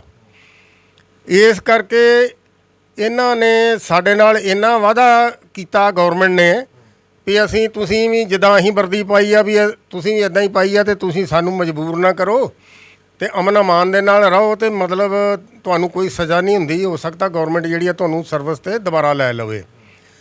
ਉਸ ਤੋਂ ਬਾਅਦ ਇੰਦਰਾ ਗਾਂਧੀ ਜਿਹੜੀ ਆ ਉਹਦਾ ਕਤਲ ਹੋ ਜਾਂਦਾ, ਰਾਜੀਵ ਗਾਂਧੀ ਬਹਿ ਜਾਂਦਾ। ਉਹਦੇ ਬੜੇ ਸਖਤ ਆਰਡਰਾਂ ਦੇ ਮੁਤਾਬਕ ਜਿਹੜੀਆਂ ਸਜ਼ਾਵਾਂ ਨੇ ਬਹੁਤ ਉੱਚੀਆਂ ਦਿੱਤੀਆਂ ਗਈਆਂ। ਉਹਦੇ ਵਿੱਚ ਅਸੀਂ ਬਰੇਲੀ ਅਦਾਲਤ ਦੇ ਵਿੱਚ ਜਰਨਲ ਹਰਬਖਸ਼ ਸਿੰਘ ਨੂੰ ਬੁਲਾਇਆ ਸੀ, ਜਿਹੜਾ ਕਿ ਕੈਪਟਨ ਅਮਰਿੰਦਰ ਸਿੰਘ ਦਾ ਮਾਮਾ ਆ। ਉਹਨਾਂ ਨੇ ਉਸ ਅਦਾਲਤ ਦੇ ਵਿੱਚ, ਮਿਲਟਰੀ ਅਦਾਲਤ ਦੇ ਵਿੱਚ ਬਿਆਨ ਦਿੱਤਾ ਬਰੇਲੀ, ਜਿਹਦੇ 9 ਪੇਜ ਨੇ, ਮੇਰੇ ਕੋਲ ਹੈਗੇ ਨੇ। ਔਰ ਉਹਦੇ ਵਿੱਚ ਇਹ ਲਿਖਿਆ 1962, 1965, 1971 ਦੀਆਂ ਲੜਾਈਆਂ ਵੇਲੇ 15 ਤੋਂ ਲੈ ਕੇ 18,000 ਆਦਮੀ ਨੇ ਡਿਜਰਸ਼ਨ ਕੀਤੀ, ਜਿਨ੍ਹਾਂ ਨੇ ਜੰਗ ਦਾ ਮੈਦਾਨ ਛੱਡ ਦਿੱਤਾ ਔਰ ਹਥਿਆਰ ਹੀ ਉੱਥੇ ਸੁੱਟ ਆਏ। ਔਰ ਉਹਨਾਂ ਦੇ ਉੱਤੇ ਸਰਕਾਰਾਂ ਨੇ ਕੋਈ ਐਕਸ਼ਨ ਨਹੀਂ ਲਿਆ। ਉਹਨਾਂ ਨੂੰ ਪੂਰੀਆਂ ਸੁੱਖ ਸਹੂਲਤਾਂ ਜਿਹੜੀਆਂ ਫੌਜ ਦੀਆਂ ਦਿੱਤੀਆਂ ਗਈਆਂ। ਅਸੀਂ ਵੀ ਸਰਕਾਰ ਦੇ ਕੋਲੋਂ ਇਹੋ ਮੰਗ ਕੀਤੀ ਵੀ ਚਲੋ ਜੇ ਅਸੀਂ ਕੋਈ ਕ੍ਰਿਮੀਨਲ ਤੇ ਹੈ ਨਹੀਂ ਗੇ ਕਿ ਅਸੀਂ ਕੋਈ ਕ੍ਰਿਮੀਨਲ ਕੇਸ ਕੀਤਾ, ਜੇ ਅਸੀਂ ਬਗਾਵਤ ਕੀਤੀ ਆ ਧਰਮ ਦੀ ਖਾਤਰ ਕੀਤੀ ਆ, ਜਿਹਦੀ ਅਸੀਂ ਸਹੁੰ ਚੁੱਕਦੇ ਹਾਂ। ਮੇਰੀ ਸਟੇਟਮੈਂਟ ਦੇ ਵਿੱਚ, ਮੇਰੀ ਜਿਹੜੀ ਸਟੇਟਮੈਂਟ ਹੈਗੀ ਆ ਫਾਈਲ ਆ, ਉਹਦੇ ਵਿੱਚ ਮੈਂ ਇਸ ਚੀਜ਼ ਦੇ ਬਾਰੇ 'ਚ ਕੁਐਸਚਨ ਆਨਸਰ ਕੀਤੇ ਨੇ ਕੋਰਟ ਦੇ ਵਿੱਚ, ਭਾਈ ਤੁਹਾਨੂੰ ਨੇਸ਼ਨ ਪਿਆਰਾ ਜਾਂ ਕਿ ਤੁਹਾਨੂੰ ਆਪਣਾ ਧਰਮ ਪਿਆਰਾ। ਉਹਦੇ ਵਿੱਚ ਮੈਂ ਬਿਆਨ ਦਿੱਤਾ, ਉਹਦੇ ਵਿੱਚ ਕੁਐਸਚਨ ਆਨਸਰ ਦੇ ਵਿੱਚ, ਕਿ ਸਭ ਤੋਂ ਪਹਿਲਾਂ ਸਾਨੂੰ ਆਪਣਾ ਧਰਮ ਪਿਆਰਾ, ਜਿਹਦੀ ਅਸੀਂ ਸਹੁੰ ਚੁੱਕਦੇ ਹਾਂ। ਸਹੁੰ ਚੁੱਕ ਕੇ ਉਸ ਤੋਂ ਬਾਅਦ 'ਚ ਅਸੀਂ ਨੇਸ਼ਨ ਦਾ ਕੰਮ ਕਰਨਾ, ਜਿਹੜਾ ਸਾਡੇ ਦੇਸ਼ ਦਾ ਕੰਮ ਆ। ਸਹੁੰ ਚੁੱਕੀ ਆ ਅਸੀਂ ਤੇ ਤਾਂ ਅਸੀਂ ਦੇਸ਼ ਦੀ ਰਾਖੀ ਕਰਨੀ ਆ। ਜੇ ਅਸੀਂ ਸਹੁੰ ਨਹੀਂ ਚੁੱਕੀ ਤੇ ਦੇਸ਼ ਦੀ ਰਾਖੀ ਕਾਹਦੀ ਕਰਨੀ ਆ। ਇਸ ਕਰਕੇ ਅਸੀਂ ਇਹ ਕੋਰਟ ਦੇ ਵਿੱਚ ਵੀ ਬਿਆਨ ਦਿੱਤਾ ਵੀ ਅਸੀਂ ਮਤਲਬ ਇਹ ਆ ਕੋਈ ਦੇਸ਼ ਦਾ ਨੁਕਸਾਨ ਨਹੀਂ ਕੀਤਾ। ਜੇ ਬੈਰਕਾਂ ਛੱਡੀਆਂ ਤੇ ਰੋਸ ਵਜੋਂ ਅਸੀਂ ਬੈਰਕਾਂ ਛੱਡੀਆਂ ਨੇ। ਉਸ ਤੋਂ ਬਾਅਦ ਦੇ ਵਿੱਚ ਅਸੀਂ ਆਪਣੀਆਂ ਸਜ਼ਾਵਾਂ ਕੱਟ ਕੇ ਘਰਾਂ ਨੂੰ ਆ ਗਏ ਹਾਂ। ਕੁਛ ਆਦਮੀ ਜਿਹੜੇ ਨੇ ਰੀਇਨਸਟੇਟ ਕਰ ਲਈ ਜਿਹੜੀ ਰਿਕਰੂਟਮੈਂਟ ਸੀਗੀ, ਕੁਛ ਆਦਮੀ ਜਿਹੜੇ ਨੇ ਬਰੀ ਕਰ ਦਿੱਤੇ ਗਏ, ਕੁਛ ਆਦਮੀ ਜਦੋਂ ਘਰਾਂ ਨੂੰ ਆ ਗਏ ਨੇ ਤੇ ਉਹਨਾਂ ਨੂੰ ਸਿਵਲ ਦੇ ਵਿੱਚ ਸਰਵਿਸਾਂ ਦਿੱਤੀਆਂ ਗਈਆਂ ਨੇ ਰੀਸੈਟਲ ਦੇ ਵਿੱਚ। ਉਹਦੇ ਵਿੱਚ ਉਹਨਾਂ ਨੂੰ ਰੇਲਵੇ ਵਿੱਚ, ਕੁਛ FCI ਮਹਿਕਮੇ ਦੇ ਵਿੱਚ ਉਹ ਵੀ ਆਪਣੀਆਂ ਸਰਵਿਸ ਪੂਰੀ ਕਰਕੇ ਘਰਾਂ ਨੂੰ ਆ ਗਏ। ਕੁਛ ਆਦਮੀ ਗਿਣੇ ਚੁਣੇ ਨੇ, ਤਕਰੀਬਨ 100 ਆਦਮੀ ਦੇ ਕਰੀਬ, ਜਿਨ੍ਹਾਂ ਨੂੰ ਨਾ ਤੇ ਕੋਈ ਜੁਆਇਨਿੰਗ ਲੈਟਰ ਆਇਆ ਤੇ ਨਾ ਹੀ ਸਰਕਾਰ ਨੇ ਉਹਨਾਂ ਨੂੰ ਕੋਈ ਸਰਵਿਸ ਦਿੱਤੀ। ਉਹ ਘਰਾਂ ਦੇ ਵਿੱਚ ਬਿਨਾਂ ਸਰਕਾਰ ਦੇ ਕੋਈ ਲੈਣ ਦੇਣ ਤੋਂ ਜਾਂ ਕੋਈ ਉਹਨਾਂ ਨੂੰ ਜਿਹੜੀ ਮੇਨਟੇਨੈਂਸ ਗ੍ਰਾਂਟ ਹੈਗੀ ਉਹਦੇ 'ਤੇ ਗੁਜ਼ਾਰਾ ਆਪਣਾ ਕਰ ਰਹੇ ਆ। ਬਾਕੀ ਸਰਕਾਰ ਵੱਲੋਂ ਕੋਈ ਸਹੂਲਤ ਨਹੀਂ। ਸ਼੍ਰੋਮਣੀ ਕਮੇਟੀ ਇੱਕ ਸਿੱਖਾਂ ਦੀ ਜਮਾਤ ਜ਼ਰੂਰ ਆ, ਪਰ ਬੇਸ਼ੱਕ ਸਾਰੇ ਸੰਸਾਰ ਦੇ ਵਿੱਚ ਇਹ ਚੀਜ਼ ਨੂੰ ਛਾਇਆ ਕਰ ਦਿਓ, ਇਹਦੇ ਨਾਲ ਦਾ ਨਕੰਮੀ ਸੰਸਥਾ ਦੁਨੀਆ ਦੇ ਵਿੱਚ ਕੋਈ ਨਹੀਂ ਗੀ ਜਿੰਨੀ ਨਕੰਮੀ SGPC ਅੰਮ੍ਰਿਤਸਰ ਹੈ। ਔਰ ਜਿੰਨੇ ਇਹਦੇ ਅਹੁਦੇਦਾਰ ਨੇ, ਗੰਦੇ ਤੋਂ ਗੰਦੇ ਅਹੁਦੇਦਾਰ ਨੇ ਜਿਹੜੇ ਇਹਦੇ ਵਿੱਚ ਸ਼ਾਮਲ ਕੀਤੇ ਨੇ। ਅੱਜ ਤੱਕ ਮੈਂ 5 ਵਾਰ ਕੇਸ ਅਦਾਲਤ ਦੇ ਵਿੱਚ ਆ, 2 ਵਾਰ ਹੁਣ ਦੂਸਰੀ ਵਾਰ ਹਾਈ ਕੋਰਟ ਦੇ ਵਿੱਚ ਆ, 2 ਵਾਰ ਕੇਸ ਜਿਹੜਾ ਰਿਵੀਜ਼ਨ ਨੂੰ ਪਾ ਕੇ ਚੰਡੀ ਮੰਦਰ ਮਿਲਟਰੀ ਅਦਾਲਤ ਦੇ ਵਿੱਚ ਰਿਹਾ। ਕਿਸੇ ਨੇ ਕੋਈ ਵਕੀਲ ਨਹੀਂ ਦਿੱਤਾ, ਨਾ ਕੋਈ ਸਹਾਇਤਾ, ਨਾ ਕਿਸੇ ਨੂੰ ਕੋਈ ਰੀਹੈਬਲੀਟੇਟ ਕਰਨ ਵਾਸਤੇ ਇਹਨਾਂ ਨੇ ਕੋਈ ਪੱਤਰ ਕੱਢਿਆ। ਜੇ ਅਸੀਂ ਮੰਗ ਕਰਦੇ ਹਾਂ ਤਾਂ ਟਾਲ ਮਟੋਲ ਕਰਦੇ ਆ। ਇਹਨਾਂ ਨੇ ਜਿਹੜੇ ਬੰਦਿਆਂ ਨੂੰ ਸਰਵਿਸ ਨਹੀਂ ਮਿਲੀ ਉਹਨਾਂ ਵਾਸਤੇ ਇੱਕ ਮਤਾ ਪਾਸ ਕੀਤਾ ਸੀ ਵੀ 5 ਸਾਲ ਅਸੀਂ ਇਹਨਾਂ ਨੂੰ ਲਗਾਤਾਰ ਹਰ ਸਾਲ 50,000 ਰੁਪਈਆ ਪਰ ਹੈਡ ਦੇਵਾਂਗੇ। ਪਰ ਇਹਨਾਂ ਨੇ ਸਿਰਫ ਇੱਕ ਵਾਰ ਹਰ ਆਦਮੀ ਨੂੰ ਦਿੱਤਾ। ਉਸ ਤੋਂ ਬਾਅਦ 'ਚ ਉਹ ਵੀ ਇਹ ਖਾ ਪੀ ਕੇ ਡਕਾਰ ਮਾਰ ਕੇ ਬਹਿ ਗਏ। ਇਹੋ ਜਿਹੀ ਜਿਹੜੀ ਗੰਦੀ ਜਮਾਤ ਹੈਗੀ ਆ, ਅਸੀਂ ਕਹਿੰਦੇ ਇਹਦੇ ਨਾਲੋਂ ਜਮਾਤ ਹੋਵੇ ਹੀ ਨਾ ਤੇ ਚੰਗੀ ਆ। ਜਦੋਂ ਕਿਸੇ ਸਿੱਖ ਵਾਸਤੇ ਇਹਨਾਂ ਨੂੰ, ਕਿਸੇ ਸਿੱਖ ਦੀ ਕਦਰ ਕੋਈ ਨਹੀਂ, ਕੁਰਬਾਨੀ ਵਾਲੇ ਦੀ ਕਦਰ ਕੋਈ ਨਹੀਂ, ਤੇ ਇਹਨਾਂ ਦੀ ਕਦਰ ਕਾਹਦੀ ਆ? ਇਹਨਾਂ ਦੀ ਕੁਰਸੀਆਂ 'ਤੇ ਬਹਿਣ ਦੀ ਕਦਰ ਹੈ। ਇਸ ਕਰਕੇ ਅਸੀਂ ਇਹਨਾਂ ਸੰਸਥਾ ਦੇ ਅਹੁਦੇਦਾਰਾਂ ਨੂੰ ਅਸੀਂ ਕੁਛ ਨਹੀਂ ਮੰਨਦੇ। ਇਹਨਾਂ ਨੂੰ ਅਸੀਂ ਅਹੁਦੇਦਾਰ ਰਹੇ ਹਾਂ, ਸਾਨੂੰ ਪਤਾ, ਅਸੀਂ ਕਮਾਂਡ ਕੀਤੀ ਆ, ਅਸੀਂ ਇੱਕ ਕੰਪਨੀ ਨੂੰ ਹੈਲਡ ਕਰਦੇ ਰਹੇ ਹਾਂ, ਸਾਨੂੰ ਪਤਾ ਵੀ ਕੀ ਚੀਜ਼ ਹੁੰਦੀ ਆ। ਇਸ ਕਰਕੇ ਅਸੀਂ ਤੇ ਕੋਈ ਸਰਕਾਰ ਦੇ ਕੋਲ ਮੰਗਣਾ ਕੀ ਆ, ਜਿਨ੍ਹਾਂ ਨੇ 38 ਸਾਲ ਨਹੀਂ ਦਿੱਤਾ। ਹੋਰ ਜੇ 2 ਸਾਲ ਅਸੀਂ ਇਹਨਾਂ ਕੋਲ ਕੁਝ ਲੈ ਕੇ ਖਾ ਲਾਂਗੇ ਤੇ ਸਾਨੂੰ ਉਹਦੇ ਨਾਲ ਕੋਈ ਤਸੱਲੀ ਨਹੀਂ ਸਾਡੀ। ਕੇਸ ਕਾਹਦਾ ਪਾਇਆ ਹੋਇਆ ਤੁਸੀਂ? ਕੇਸ ਅਸੀਂ ਪੈਨਸ਼ਨ ਦਾ ਹੱਕ ਮੰਗਦੇ ਹਾਂ। ਪੈਨਸ਼ਨ ਕਿਵੇਂ ਮਿਲ ਜੂ ਤੁਹਾਨੂੰ? ਤੁਸੀਂ ਤਾਂ ਛੱਡ ਕੇ ਆ ਗਏ ਸੀ। ਅਸੀਂ ਬੇਸ਼ੱਕ ਛੱਡ ਕੇ ਆ ਗਏ, ਜਿਹੜੀ ਸਾਡੀ ਸਰਵਿਸ ਦੇ ਬੈਨੀਫਿਟ ਹੈਗੇ ਨੇ ਉਹ ਤਾਂ ਸਾਨੂੰ ਮਿਲਣੇ ਚਾਹੀਦੇ ਨੇ। ਕਿਸ ਆਧਾਰ ਤੇ ਮਾੜਾ ਸਮਝਾਓ। 15 ਸਾਲ ਜਿਹਦੀ ਸਰਵਿਸ ਹੁੰਦੀ ਆ, ਗਵਰਨਮੈਂਟ ਦਾ ਬੰਦੇ ਦਾ ਉਹਨੂੰ ਪੈਨਸ਼ਨ ਲੈਣ ਦਾ ਹੱਕ ਬਣਦਾ ਉਹਦਾ, ਕਿਉਂਕਿ 15 ਸਾਲ ਜਿਹਦੀ ਸਰਵਿਸ ਆ। ਕ੍ਰਾਈਮ ਜਿਹੜਾ ਬੰਦਾ ਕਰਦਾ ਉਹ ਇੱਕ ਅਲੱਗ ਚੀਜ਼ ਹੈਗੀ ਆ, ਲੇਕਿਨ 15 ਸਾਲ ਜਿਹਦੀ ਸਰਵਿਸ ਆ ਉਹਨੂੰ ਉਹਦੇ ਪੈਨਸ਼ਨ ਦੇ ਲਾਭ ਮਿਲਣੇ ਚਾਹੀਦੇ ਨੇ ਉਹਨੂੰ ਬੰਦੇ ਨੂੰ। ਤੁਹਾਡੇ ਬੈਰਕਾਂ ਛੱਡਣ ਤੱਕ ਤੁਹਾਡੇ 15 ਸਾਲ ਪੂਰੇ ਹੋ ਚੁੱਕੇ ਸੀ। 15 ਸਾਲ 217 ਦਿਨ ਐਜ ਪਰ ਰਿਕਾਰਡ। ਇੱਕ ਮੈਂ ਹੋਰ ਸਵਾਲ ਪੁੱਛਦਾ, ਬੜਾ ਇੰਪੋਰਟੈਂਟ ਆ, ਵੀ ਜਿਵੇਂ ਜਦੋਂ ਇੰਦਰਾ ਗਾਂਧੀ ਮਰੀ ਆ, ਉਹਨੂੰ ਮਾਰਿਆ ਸਿੱਖਾਂ ਵੱਲੋਂ, ਤਾਂ ਉਦੋਂ ਦੇਸ਼ ਦੇ ਵਿੱਚ ਇੱਕ ਕਮਿਊਨਿਟੀ ਨੇ ਸਿੱਖਾਂ ਨੂੰ ਬੜਾ ਟਾਰਗੇਟ ਕੀਤਾ, ਖਾਸ ਕਰਕੇ ਆਪਾਂ ਹਿੰਦੂ ਕਮਿਊਨਿਟੀ ਨਾਲ ਹੀ ਬਿਲੋਂਗ ਕਰਦੇ ਸੀ ਉਹ ਬੰਦੇ, ਤਾਂ ਉਹਨਾਂ ਨੇ ਬੜਾ ਟਾਰਗੇਟ ਕੀਤਾ ਦੇਸ਼ ਦੇ ਵਿੱਚ, ਸਿੱਖਾਂ ਦਾ ਬੜਾ ਖੂਨ ਡੁੱਲਿਆ। ਤੇ ਜਦੋਂ ਤੁਸੀਂ ਉੱਥੋਂ ਬੈਰਕਾਂ ਤੋਂ ਛੱਡ ਕੇ ਆਏ, ਤੁਹਾਡੇ ਕੋਲ ਬੜੇ ਤਗੜੇ ਹਥਿਆਰ ਵੀ ਸੀ ਜਿਹੜੇ ਸ਼ਾਇਦ ਇੱਥੇ ਜਦੋਂ ਬਲੂ ਸਟਾਰ ਆਪਰੇਸ਼ਨ ਹੋਇਆ ਸੀ ਉਦੋਂ ਸਿੱਖਾਂ ਕੋਲ ਵੀ ਨਾ ਹੋਣਾ ਇਹੋ ਜਿਹੇ ਤੁਹਾਡੇ ਕੋਲ ਵਧੀਆ ਹਥਿਆਰ ਸੀ, ਤਾਂ ਤੁਹਾਨੂੰ ਕਦੇ ਉਸ ਕਮਿਊਨਿਟੀ ਨਾਲ ਨਫ਼ਰਤ ਨਹੀਂ ਆਈ ਵੀ ਅਸੀਂ ਵੀ ਕਿਸੇ ਸਿਵਿਲੀਅਨ ਨੂੰ ਜਾਂ ਆਮ ਲੋਕਾਂ ਨੂੰ ਮਾਰ ਦੋ, ਜਿਵੇਂ ਸਿੱਖਾਂ ਨੂੰ ਬੇਕਸੂਰਾਂ ਨੂੰ ਘਰਾਂ ਦੇ ਵਿੱਚ ਜਾ ਕੇ ਮਾਰਿਆ ਗਿਆ, ਸਾੜੀਆਂ ਗਈਆਂ ਪ੍ਰਾਪਰਟੀਆਂ? ਇਹ ਤੇ ਚੰਗਾ ਹੁੰਦਾ ਜੇ ਮਤਲਬ ਇਹ ਆ ਜ਼ਿਆਦਾ ਤੋਂ ਜ਼ਿਆਦਾ ਬਲੂ ਸਟਾਰ ਆਪਰੇਸ਼ਨ ਤੋਂ ਪਹਿਲਾਂ ਇਹ ਕੰਮ ਹੁੰਦਾ ਤੇ ਫਿਰ ਜ਼ਰੂਰ ਗੁੱਸਾ ਸਿੱਖਾਂ ਨੂੰ ਜ਼ਰੂਰ ਆਉਂਦਾ ਇਸ ਚੀਜ਼ ਦੇ ਬਾਰੇ ਦੇ ਵਿੱਚ। ਪਰ ਸਿੱਖਾਂ ਨੇ ਇੱਕ ਮਾਨਵਤਾ ਨੂੰ ਮੁੱਖ ਰੱਖਦਿਆਂ ਹੋਇਆਂ ਕੋਈ ਵੀ ਕ੍ਰਾਈਮ ਨਹੀਂ ਕੀਤਾ ਕਿ ਜਿਹੜਾ ਇਨਸਾਨੀਅਤ ਦੇ ਬਰਖਲਾਫ ਹੋਵੇ, ਕਿਸੇ ਤੇ ਗੋਲੀ ਚਲਾਈ ਹੋਵੇ ਜਾਂ ਕਿਸੇ ਨੂੰ ਕੋਈ ਹੋਰ ਤੰਗ ਕੀਤਾ ਹੋਵੇ। ਜਾਣ ਬੁੱਝ ਕੇ ਕੋਈ ਇਲਜ਼ਾਮ ਲਾਈ ਹੈ ਤੇ ਵੱਖਰੀ ਚੀਜ਼ ਆ, ਲੇਕਿਨ ਬਾਕੀ ਕਮਿਊਨਿਟੀ ਨੇ ਇੰਨਾ ਜ਼ਿਆਦਾ ਪਰੇਸ਼ਾਨ ਸਿੱਖਾਂ ਨੂੰ ਕੀਤਾ, ਖਾਸ ਕਰਕੇ ਟਾਰਗੇਟ ਕੀਤਾ, ਗੱਡੀਆਂ 'ਚੋਂ ਕੱਢ ਕੇ ਸਿੱਖ ਫੌਜੀਆਂ ਨੂੰ ਮਾਰਿਆ। ਰਸਤਿਆਂ 'ਚ ਦੇ ਵਿੱਚ ਕਈਆਂ ਦੀਆਂ ਲਾਸ਼ਾਂ ਹੀ ਨਹੀਂ ਮਿਲੀਆਂ, ਨਾਲੇ ਪਤਾ ਹੀ ਨਹੀਂ ਲੱਗਾ ਕਈਆਂ ਨੂੰ ਵੀ ਇਹ ਕਿੱਥੇ ਇਹਨਾਂ ਨੂੰ ਨਦੀਆਂ 'ਚ ਸੁੱਟ ਦਿੱਤਾ। ਇਸ ਕਰਕੇ ਇਹ ਦੇਸ਼ ਦੇ ਵਿੱਚ ਸਭ ਤੋਂ ਵੱਡੀ ਇੱਕ ਕੀ ਕਹਿੰਦੇ ਹੁੰਦੇ ਨੇ ਕਿ ਗੰਦੀ ਚਾਲ ਬਣ ਗਈ ਆ ਕਿ ਇੱਕ ਦੂਸਰੀ ਕਮਿਊਨਿਟੀ ਨੂੰ ਟਾਰਗੇਟ ਕਰਨਾ। ਜੇ ਸਿੱਖ ਵੀ ਇਹਨਾਂ ਵਾਂਗੂ ਦੁਨੀਆ ਨੂੰ ਟਾਰਗੇਟ ਕਰਦੇ ਤੇ ਉੱਥੋਂ ਲੈ ਕੇ ਹਜ਼ਾਰਾਂ ਦੀ ਜਿਹੜੀ ਗਿਣਤੀ ਸੀਗੀ ਉਹ ਜੁਰਮਾਂ ਦੇ ਵਿੱਚ ਫਸ ਜਾਂਦੇ। ਇਸ ਕਰਕੇ ਕਿਸੇ ਵੀ ਬੰਦੇ ਨੇ ਭਗੌੜੇ ਨੇ ਕੋਈ ਇਹੋ ਜਿਹਾ ਕ੍ਰਾਈਮ ਨਹੀਂ ਕੀਤਾ ਕਿ ਜਿਹੜਾ ਉਹਦੇ ਉੱਤੇ ਕੋਈ ਬਲੇਮ ਅਦਾਲਤ ਨੇ ਲਾਇਆ। ਖਾਸ ਕਰਕੇ ਫੌਜੀ ਜਿਹੜੇ ਛੱਡ ਕੇ ਹਾਂ, ਜਿਹੜੇ ਬੈਰਕਾਂ ਛੱਡ ਕੇ ਫੌਜੀ ਆਏ ਨੇ ਉਹਨਾਂ ਨੇ ਕੋਈ ਸਿਵਿਲੀਅਨ ਦੇ ਉੱਪਰ ਅਟੈਕ ਨਹੀਂ ਕੀਤਾ, ਕੋਈ ਅਟੈਕ ਨਹੀਂ ਕੀਤਾ ਕਿਸੇ ਨੂੰ, ਨਾ ਪਰੇਸ਼ਾਨ ਕੀਤਾ ਕਿਸੇ ਨੂੰ। ਭਾਈ ਸਾਹਿਬ, ਮੈਂ ਇੱਕ ਆਖਰੀ ਸਵਾਲ ਕਰਦਾ, ਤੁਸੀਂ ਦੋਵੇਂ ਸਾਂਝਾ ਇੱਕ ਸਟੇਟਮੈਂਟ ਦੇ ਸਕਦੇ ਹੋ। ਜਿਵੇਂ ਤੁਸੀਂ ਸ਼੍ਰੋਮਣੀ ਕਮੇਟੀ ਨੂੰ ਬਲੇਮ ਕਰ ਰਹੇ ਹੋ ਕਿ ਤੁਹਾਡੀ ਸੁਣਵਾਈ ਨਹੀਂ ਕੀਤੀ, ਤਾਂ ਕੀ ਕਦੇ ਤੁਸੀਂ ਕੋਈ ਡੈਲੀਗੇਸ਼ਨ ਬਣਾ ਕੇ ਜਾਂ ਕਿਸੇ ਚਿੱਠੀ ਪੱਤਰੀ ਰਾਹੀਂ ਸ਼੍ਰੋਮਣੀ ਕਮੇਟੀ ਦੇ ਕਿਸੇ ਅਹੁਦੇਦਾਰ ਨੂੰ ਮਿਲਣ ਦੀ ਕੋਸ਼ਿਸ਼ ਕੀਤੀ? ਕਿਉਂਕਿ ਹੁਣ ਮੌਜੂਦਾ ਰੂਪ ਦੇ ਵਿੱਚ ਵੀ, ਚਲੋ ਪੁਰਾਣੀਆਂ ਗੱਲਾਂ ਤੁਸੀਂ ਉਹ ਦੱਸਿਓ ਵੀ ਤੁਸੀਂ ਕਦੋਂ ਅਪਰੋਚ ਕੀਤੀ ਸੀ, ਲੇਕਿਨ ਹੁਣ ਮੌਜੂਦਾ ਰੂਪ ਦੇ ਵਿੱਚ ਵੀ ਧਾਮੀ ਸਾਹਿਬ ਕਹਿੰਦੇ ਨੇ ਕਿ ਜੇ ਸ਼੍ਰੋਮਣੀ ਕਮੇਟੀ ਬਾਰੇ ਕੋਈ ਗੱਲ ਕਰਨੀ ਹੋਵੇ ਤਾਂ ਪਹਿਲਾਂ ਸਾਨੂੰ ਪੁੱਛ ਲਿਆ ਕਰੋ। ਲੇਕਿਨ ਤੁਸੀਂ ਬਹੁਤ ਵੱਡਾ ਇੱਕ ਐਲੀਗੇਸ਼ਨ ਲਾ ਰਹੇ ਹੋ, ਤੁਹਾਡੇ ਮਨ ਦੇ ਵਿੱਚ ਗੁੱਸਾ ਵੀ ਹੈ ਸ਼੍ਰੋਮਣੀ ਕਮੇਟੀ ਪ੍ਰਤੀ, ਔਰ ਤੁਹਾਡਾ ਗੁੱਸਾ ਜਾਇਜ਼ ਵੀ ਲੱਗਦਾ ਹੈ, ਵੀ ਹੋਣਾ ਵੀ ਚਾਹੀਦਾ ਇਸ ਤਰੀਕੇ ਨਾਲ ਗੁੱਸਾ। ਤਾਂ ਕੀ ਤੁਸੀਂ ਧਾਮੀ ਸਾਹਿਬ ਕੋਲ ਜਾਂ ਮੌਜੂਦਾ ਜਥੇਦਾਰ ਜਿਹੜੇ ਹਰਪ੍ਰੀਤ ਸਿੰਘ ਨੇ ਇਹਨਾਂ ਕੋਲ ਕਦੇ ਪਹੁੰਚ ਕੀਤੀ ਵੀ ਤੁਹਾਡੀਆਂ ਜਿਹੜੀਆਂ ਜਾਇਜ਼ ਮੰਗਾਂ ਨੇ, ਖਾਸ ਕਰਕੇ ਜਿਵੇਂ ਤਸਵੀਰਾਂ ਜਿਹੜੇ ਸ਼ਹੀਦ ਹੋ ਚੁੱਕੇ ਨੇ ਫੌਜੀ, ਉਹਨਾਂ ਦੀਆਂ ਤਸਵੀਰਾਂ ਨੂੰ ਮਾਣ ਸਨਮਾਨ ਦੇ ਨਾਲ ਜਗ੍ਹਾ ਮਿਲੇ, ਔਰ ਅਰਦਾਸ ਦੇ ਵਿੱਚ ਜਿੱਥੇ ਹੋਰ ਸਿੰਘ ਸ਼ਹੀਦਾਂ ਦਾ ਨਾਮ ਲਿਆ ਜਾਂਦਾ ਉੱਥੇ ਧਰਮੀ ਫੌਜੀ ਸ਼ਬਦ ਅਰਦਾਸ ਦੇ ਵਿੱਚ ਜੇ ਆ ਵੀ ਜਾਵੇ ਤਾਂ ਕੀ ਇਤਰਾਜ਼ ਹੋ ਸਕਦਾ? ਇਹਦੇ ਬਾਬਤ ਤੁਸੀਂ ਕਦੇ ਗੱਲਬਾਤ ਕੀਤੀ? ਵਾਹਿ ਖਾਲਸਾ ਵਾਹਿ ਫਤਿਹ। ਮੈਂ ਇਹਦੇ ਬਾਰੇ 2021 ਦੇ ਵਿੱਚ ਵੀ ਗੱਲ ਕੀਤੀ। ਇਹ ਜਿਹੜਾ ਧਾਮੀ ਹੈ ਉਦੋਂ ਹੀ 77 ਜਦੋਂ ਮੈਂ ਜਾ ਕੇ ਆਪਾਂ ਮਿਲੇ ਹਾਂ, ਇਹ ਵੀ ਨਾਲ ਸੀ। ਇਹਨਾਂ ਨੂੰ ਇਹ ਗੱਲ ਕੀਤੀ ਸੀ ਵੀ ਜਿਹੜਾ ਮਤਾ ਪਾਇਆ ਇਹਨਾਂ 5 ਸਾਲ ਦਾ ਸਾਨੂੰ ਪੈਸੇ ਦਿਓ।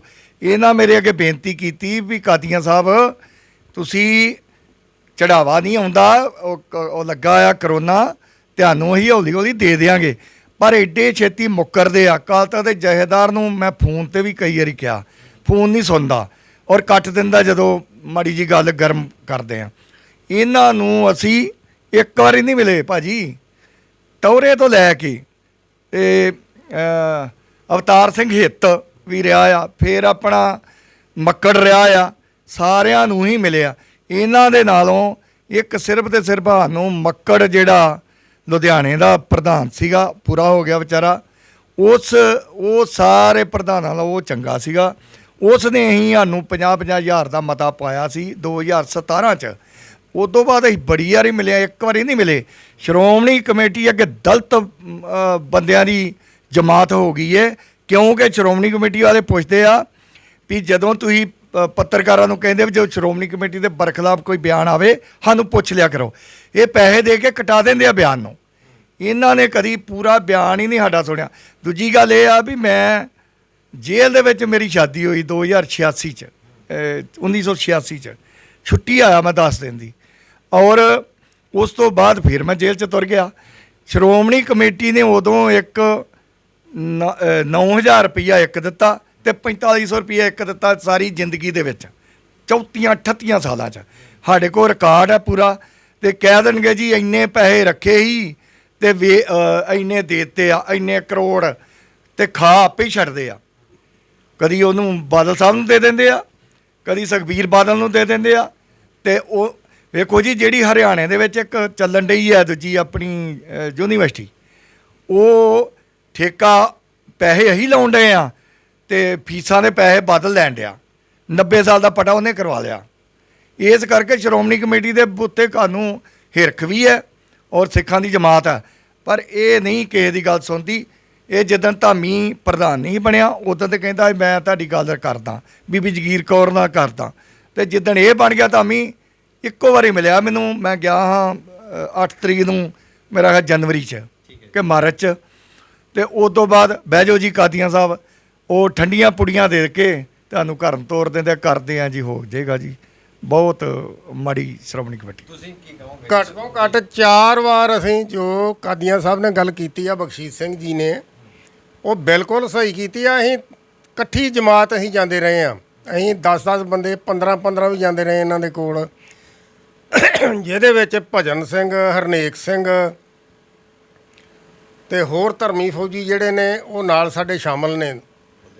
ਬਲਦੇਵ ਸਿੰਘ ਹੋਇਆ, ਰਜਿੰਦਰ ਸਿੰਘ ਹੋਇਆ, ਅਸੀਂ ਸਾਰੇ ਜਣੇ ਇਹਨਾਂ ਨੂੰ ਮਿਲਦੇ ਰਹੇ। ਧਾਮੀ ਸਾਹਿਬ ਹੁਣ ਜੋ ਮਰਜ਼ੀ ਗੱਲਾਂ ਕਰੇ, ਅਸੀਂ ਇਹਨੂੰ 5-6 ਵਾਰ ਮਿਲੇ ਆ ਬਾਈ ਫੇਸ, ਔਰ ਇਹਦੇ ਨਾਲ ਵਕੀਲ ਦੀ ਵੀ ਗੱਲ ਕੀਤੀ ਆ। ਇਹ ਆਪ ਖੁਦ ਵਕੀਲ ਨੇ। ਇਹ ਕਹਿੰਦੇ ਸਾਨੂੰ ਪੇਪਰ ਤੁਸੀਂ ਫਾਈਲਾਂ ਸਾਨੂੰ ਦੇ ਦਿਓ। ਮੇਰੇ ਨਾਲ ਗੱਲ ਹੋਈ ਇਹਨਾਂ ਦੀ, ਪੇਪਰ ਸਾਨੂੰ ਦੇ ਦਿਓ ਤੇ ਅਸੀਂ ਵਕੀਲ ਤੁਹਾਨੂੰ ਕਰ ਦਿੰਦੇ ਆ। ਇਹਨਾਂ ਨੇ ਵਕੀਲ ਦੇ ਕੋਲੋਂ ਕਮਿਸ਼ਨ ਲੈਣੀ ਹੁੰਦੀ ਆ। ਅਸੀਂ ਇਹਨਾਂ ਨੂੰ ਕਿਉਂ ਆਪਣੇ ਪੇਪਰ ਦਈਏ? ਸਾਡੀ ਮਰਜ਼ੀ ਆ, ਅਸੀਂ ਜਿਹੜਾ ਵਕੀਲ ਕਰਨਾ ਆਪਣੀ ਮਰਜ਼ੀ ਨਾਲ ਕਰਾਂਗੇ, ਇਹ ਫੀਸ ਦੇਣ। ਪਰ ਇਹ ਆ ਵੀ ਇਹ ਗੱਲਾਂ ਬਿਲਕੁਲ ਸਭ ਝੂਠ ਨੇ। ਵੀ ਇਹਨਾਂ ਨੇ ਸਿੱਖਾਂ ਦੀ ਭਰਪਾਈ ਕੀਤੀ ਆ ਜਾਂ ਧਰਮੀ ਫੌਜੀਆਂ ਨੂੰ ਆ ਸਹੂਲਤ ਦਿੱਤੀ ਆ, ਇਹ ਬਿਲਕੁਲ ਗਲਤ ਗੱਲ ਆ। ਸੋ ਦਰਸ਼ਕੋ, ਤੁਸੀਂ ਗੱਲਬਾਤ ਸੁਣੀ ਆ। ਸਾਰੀ ਨਾਰਾਜ਼ਗੀ ਇਹਨਾਂ ਦੇ ਸਿੱਖਾਂ ਦੇ ਵਿੱਚ ਹੈਗੀ ਆ। ਜਿਹੜੀ ਫਾਈਨੈਂਸ਼ੀਅਲ ਹੈਲਪ ਆ ਕਿਸੇ ਨਾ ਕਿਸੇ ਕਿਸਮ ਦੀ, ਉਹ ਤਾਂ ਸ਼੍ਰੋਮਣੀ ਕਮੇਟੀ ਦਾ ਇੱਕ ਇੰਟਰਨਲ ਮੈਟਰ ਆ ਵੀ ਉਹ ਕਿਵੇਂ ਕਰਦੀ ਹੈ, ਕੀ ਪ੍ਰੋਸੀਜਰ ਹੁੰਦਾ, ਉਹਦੇ ਬਾਰੇ ਮੈਨੂੰ ਕੋਈ ਬਹੁਤੀ ਜਾਣਕਾਰੀ ਨਹੀਂ ਹੈਗੀ। ਲੇਕਿਨ ਇੱਕ ਅਪੀਲ ਤਾਂ ਮੈਂ ਵੀ ਕਰ ਸਕਦਾ ਵੀ ਜਿਵੇਂ ਜਿਹੜੇ ਸ਼ਹੀਦ ਹੋ ਚੁੱਕੇ ਨੇ ਧਰਮੀ ਫੌਜੀ, ਉਹਨਾਂ ਦੀਆਂ ਤਸਵੀਰਾਂ ਲਾਉਣ ਦੇ ਉੱਪਰ ਤੁਹਾਡਾ ਕਿੰਨਾ ਕੁ ਖਰਚਾ ਆਉਂਦਾ ਆ। ਇਹ ਨਹੀਂ ਸਮਝ ਆਉਂਦੀ ਕਿ ਤੁਹਾਨੂੰ ਕਿਸੇ ਬਾਹਰਲੇ ਮੁਲਕ ਤੋਂ, UNO ਤੋਂ ਜਾਂ ਵਾਈਟ ਹਾਊਸ ਤੋਂ ਤੁਹਾਨੂੰ ਕੋਈ ਪਰਮਿਸ਼ਨ ਲੈਣੀ ਪਏਗੀ, ਜਾਂ ਅਰਦਾਸ ਦੇ ਵਿੱਚ ਵੀ ਜਿਹੜਾ ਨਾਮ ਸ਼ਾਮਲ ਕਰ ਲਈ ਕੋਈ ਤੁਸੀਂ ਇੰਟਰਨੈਸ਼ਨਲ ਲੈਵਲ 'ਤੇ ਮਤਾ ਪਾਸ ਕਰਨਾ ਹੈ, ਕੀ ਕਰਨਾ ਆ।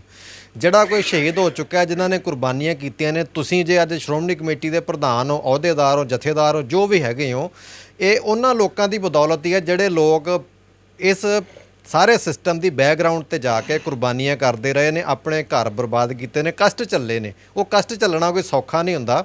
ਸੋ ਇਹਨਾਂ ਨੇ ਕਸ਼ਟ ਝੱਲੇ ਨੇ। ਜਿਹੜੀਆਂ ਕੁਰਬਾਨੀਆਂ ਦਾ ਮਾਨ ਸਨਮਾਨ ਆ, ਘੱਟੋ ਘੱਟ ਸ਼੍ਰੋਮਣੀ ਕਮੇਟੀ ਨੂੰ ਉਹ ਤਾਂ ਪਹਿਲ ਦੇ ਆਧਾਰ ਤੇ ਕਰਨਾ ਹੀ ਚਾਹੀਦਾ। ਬਾਕੀ ਫਾਈਨੈਂਸ਼ੀਅਲ ਹੈਲਪ ਦੇ ਉੱਪਰ ਵੀ ਸ਼੍ਰੋਮਣੀ ਕਮੇਟੀ ਵਿਚਾਰ ਕਰੇ। ਔਰ ਜਿਹੜੀ ਵਕੀਲ ਦੀ ਹੈਲਪ ਆ, ਉਹ ਵੀ ਇੱਕ ਜੈਨੂਅਨ ਤੇ ਜਾਇਜ਼ ਹੈਲਪ ਆ, ਕਿਉਂਕਿ ਇਹ ਵੀ ਕੇਸ ਲੜ ਰਹੇ ਨੇ ਔਰ ਇਹ ਆਪਣੇ ਘਰ ਲਈ ਨਹੀਂ ਲੜ ਰਹੇ। ਇੱਕ ਸਿਸਟਮ ਤੁਸੀਂ ਸਾਰਾ ਸਮਝਿਆ ਹੀ ਹੋਇਆ ਵੀ ਕਿਵੇਂ ਧੱਕੇ ਖਾਧੇ ਤੇ ਕੀ ਕੁਛ ਇਹ ਕਦ ਲਈ ਇਹਨਾਂ ਲੋਕਾਂ ਨੇ ਬੈਰਕਾਂ ਛੱਡੀਆਂ ਨੇ। ਤਾਂ ਨੌਕਰੀਆਂ ਕਰਕੇ ਰਿਟਾਇਰਡ ਹੋ ਕੇ ਵਾਪਸ ਆ ਸਕਦੇ ਸੀ, ਪੈਨਸ਼ਨਾਂ ਲੈ ਕੇ, ਜਿਵੇਂ ਬਹੁਤ ਸਾਰੇ ਫੌਜੀ ਅੱਜ ਪਾਰਕਾਂ ਦੇ ਵਿੱਚ ਕੁੱਤੇ ਘੁਮਾਉਂਦੇ ਤੁਸੀਂ ਦੇਖੇ ਹੋਣੇ ਆ। ਤੇ ਇਹ ਵੀ ਉਸ ਤਰੀਕੇ ਦੀ ਜ਼ਿੰਦਗੀ ਨਿੱਕਰਾਂ ਪਾ ਕੇ ਬਤੀਤ ਕਰ ਸਕਦੇ ਸੀ। ਪਰ ਇਹਨਾਂ ਨੇ ਇਸ ਕੌਮ ਦੀ ਲਾਜ ਖਾਤਰ, ਪੰਥ ਦੀ ਖਾਤਰ ਕੁਰਬਾਨੀਆਂ ਦੇਣ ਦਾ ਰਸਤਾ ਅਪਣਾਇਆ। ਤੇ ਗਿਲੇ ਸ਼ਿਕਵੇ ਵੀ ਉਸੇ ਧਿਰ ਦੇ ਨਾਲ ਹੋਣਗੇ ਜਿਹੜੀ ਧਿਰ ਸਿੱਖਾਂ ਦੀ ਜਮਾਤ ਹੋਏਗੀ। ਕੋਈ ਇਹ ਲੋਕ ਨਾਗਪੁਰ ਜਾ ਕੇ ਜਾਂ BJP ਦੇ ਦਫ਼ਤਰ ਦੇ ਵਿੱਚ ਜਾ ਕੇ ਨਹੀਂ ਕਹਿ ਸਕਦੇ ਕਿ ਸਾਡੀ ਕੋਈ ਸਾਰ ਲਈ ਜਾਵੇ। ਇਹ ਸ਼੍ਰੋਮਣੀ ਕਮੇਟੀ, ਸ਼੍ਰੋਮਣੀ ਅਕਾਲੀ ਦਲ ਸਿੱਖਾਂ ਦੀ ਜਮਾਤ ਆ, ਜਾਂ ਤਾਂ ਇਹ ਡਿਕਲੇਅਰ ਕਰ ਦੇਣ ਵੀ ਸਾਡਾ ਸਿੱਖਾਂ ਦੇ ਨਾਲ, ਸਿੱਖ ਪੰਥ ਦੇ ਨਾਲ ਕੋਈ ਲੈਣ ਦੇਣ ਨਹੀਂ ਹੈਗਾ। ਫਿਰ ਤਾਂ ਕੋਈ ਸਿੱਖ ਸ਼ਾਇਦ ਹੀ ਜਾਵੇ ਇਹਨਾਂ ਦੇ ਕੋਲ ਜਦੋਂ ਇਹ ਐਲਾਨ ਕਰ ਦੇਣਗੇ। ਪਰ ਜੇ ਤੁਸੀਂ ਇਹ ਵੀ ਕਹਿਣਾ ਕਿ ਅਸੀਂ ਸਿੱਖਾਂ ਦੀ ਜਮਾਤ ਆ, ਤਾਂ ਘੱਟੋ ਘੱਟ ਜਾਇਜ਼ ਮੰਗਾਂ ਜਿਹੜੀਆਂ ਨੇ ਮਾਨ ਸਨਮਾਨ ਦੀਆਂ, ਉਹ ਤਾਂ ਤੁਹਾਨੂੰ ਪੂਰੀਆਂ ਕਰਨੀਆਂ ਹੀ ਪੈਣਗੀਆਂ। ਚਾਹੇ ਅੱਜ ਕਰੋ, ਚਾਹੇ ਕੱਲ੍ਹ ਕਰੋ। ਇਹ ਤੁਹਾਡੇ ਹੁਣ ਹੱਥ ਦੇ ਵਿੱਚ ਆ ਕਿ ਕਿਹੜਾ ਬੰਦਾ, ਕਿਹੜਾ ਪ੍ਰਧਾਨ, ਕਿਹੜਾ ਜਥੇਦਾਰ ਇਸ ਗੱਲ ਦਾ ਇਨੀਸ਼ੀਏਟਿਵ ਪਹਿਲ ਕਦਮੀ ਕਰਦਾ ਆ। ਤਾਂ ਜਿਹੜਾ ਵੀ ਕਰੂਗਾ ਉਹਨੂੰ ਕੌਮ ਯਾਦ ਰੱਖੂਗੀ, ਜਿਹੜਾ ਨਹੀਂ ਕਰਦਾ ਲਾਰਿਆਂ ਦੇ ਵਿੱਚ ਰਹੂਗਾ, ਉਹਦਾ ਰਿਕਾਰਡ ਅਖਬਾਰਾਂ, ਮੀਡੀਆ ਸਾਰੇ ਪਾਸੇ ਰਹਿਣਾ ਹੀ ਰਹਿਣਾ ਆ। ਤੇ ਕੌਮ ਫੈਸਲਾ ਕਰੇਗੀ ਫਿਰ ਉਸ ਬੰਦੇ ਨੂੰ ਕਿੰਨਾ ਕੁ ਮਾਨ ਸਨਮਾਨ ਮਿਲੇਗਾ। ਭੁੱਲ ਚੁੱਕ ਦੀ ਖਿਮਾ। ਸਾਰੇ ਸੱਜਣਾ ਵੀਰਾਂ ਭਰਾਵਾਂ ਦਾ ਧੰਨਵਾਦ। ਔਰ ਜਿਨ੍ਹਾਂ ਦਰਸ਼ਕਾਂ ਨੇ ਸਮਾਂ ਕੱਢ ਕੇ ਸਾਨੂੰ ਸੁਣਿਆ, ਉਹਨਾਂ ਦਾ ਵੀ ਧੰਨਵਾਦ। ਸਾਨੂੰ ਦਿਓ ਇਜਾਜ਼ਤ। ਧੰਨਵਾਦ ਜੀ।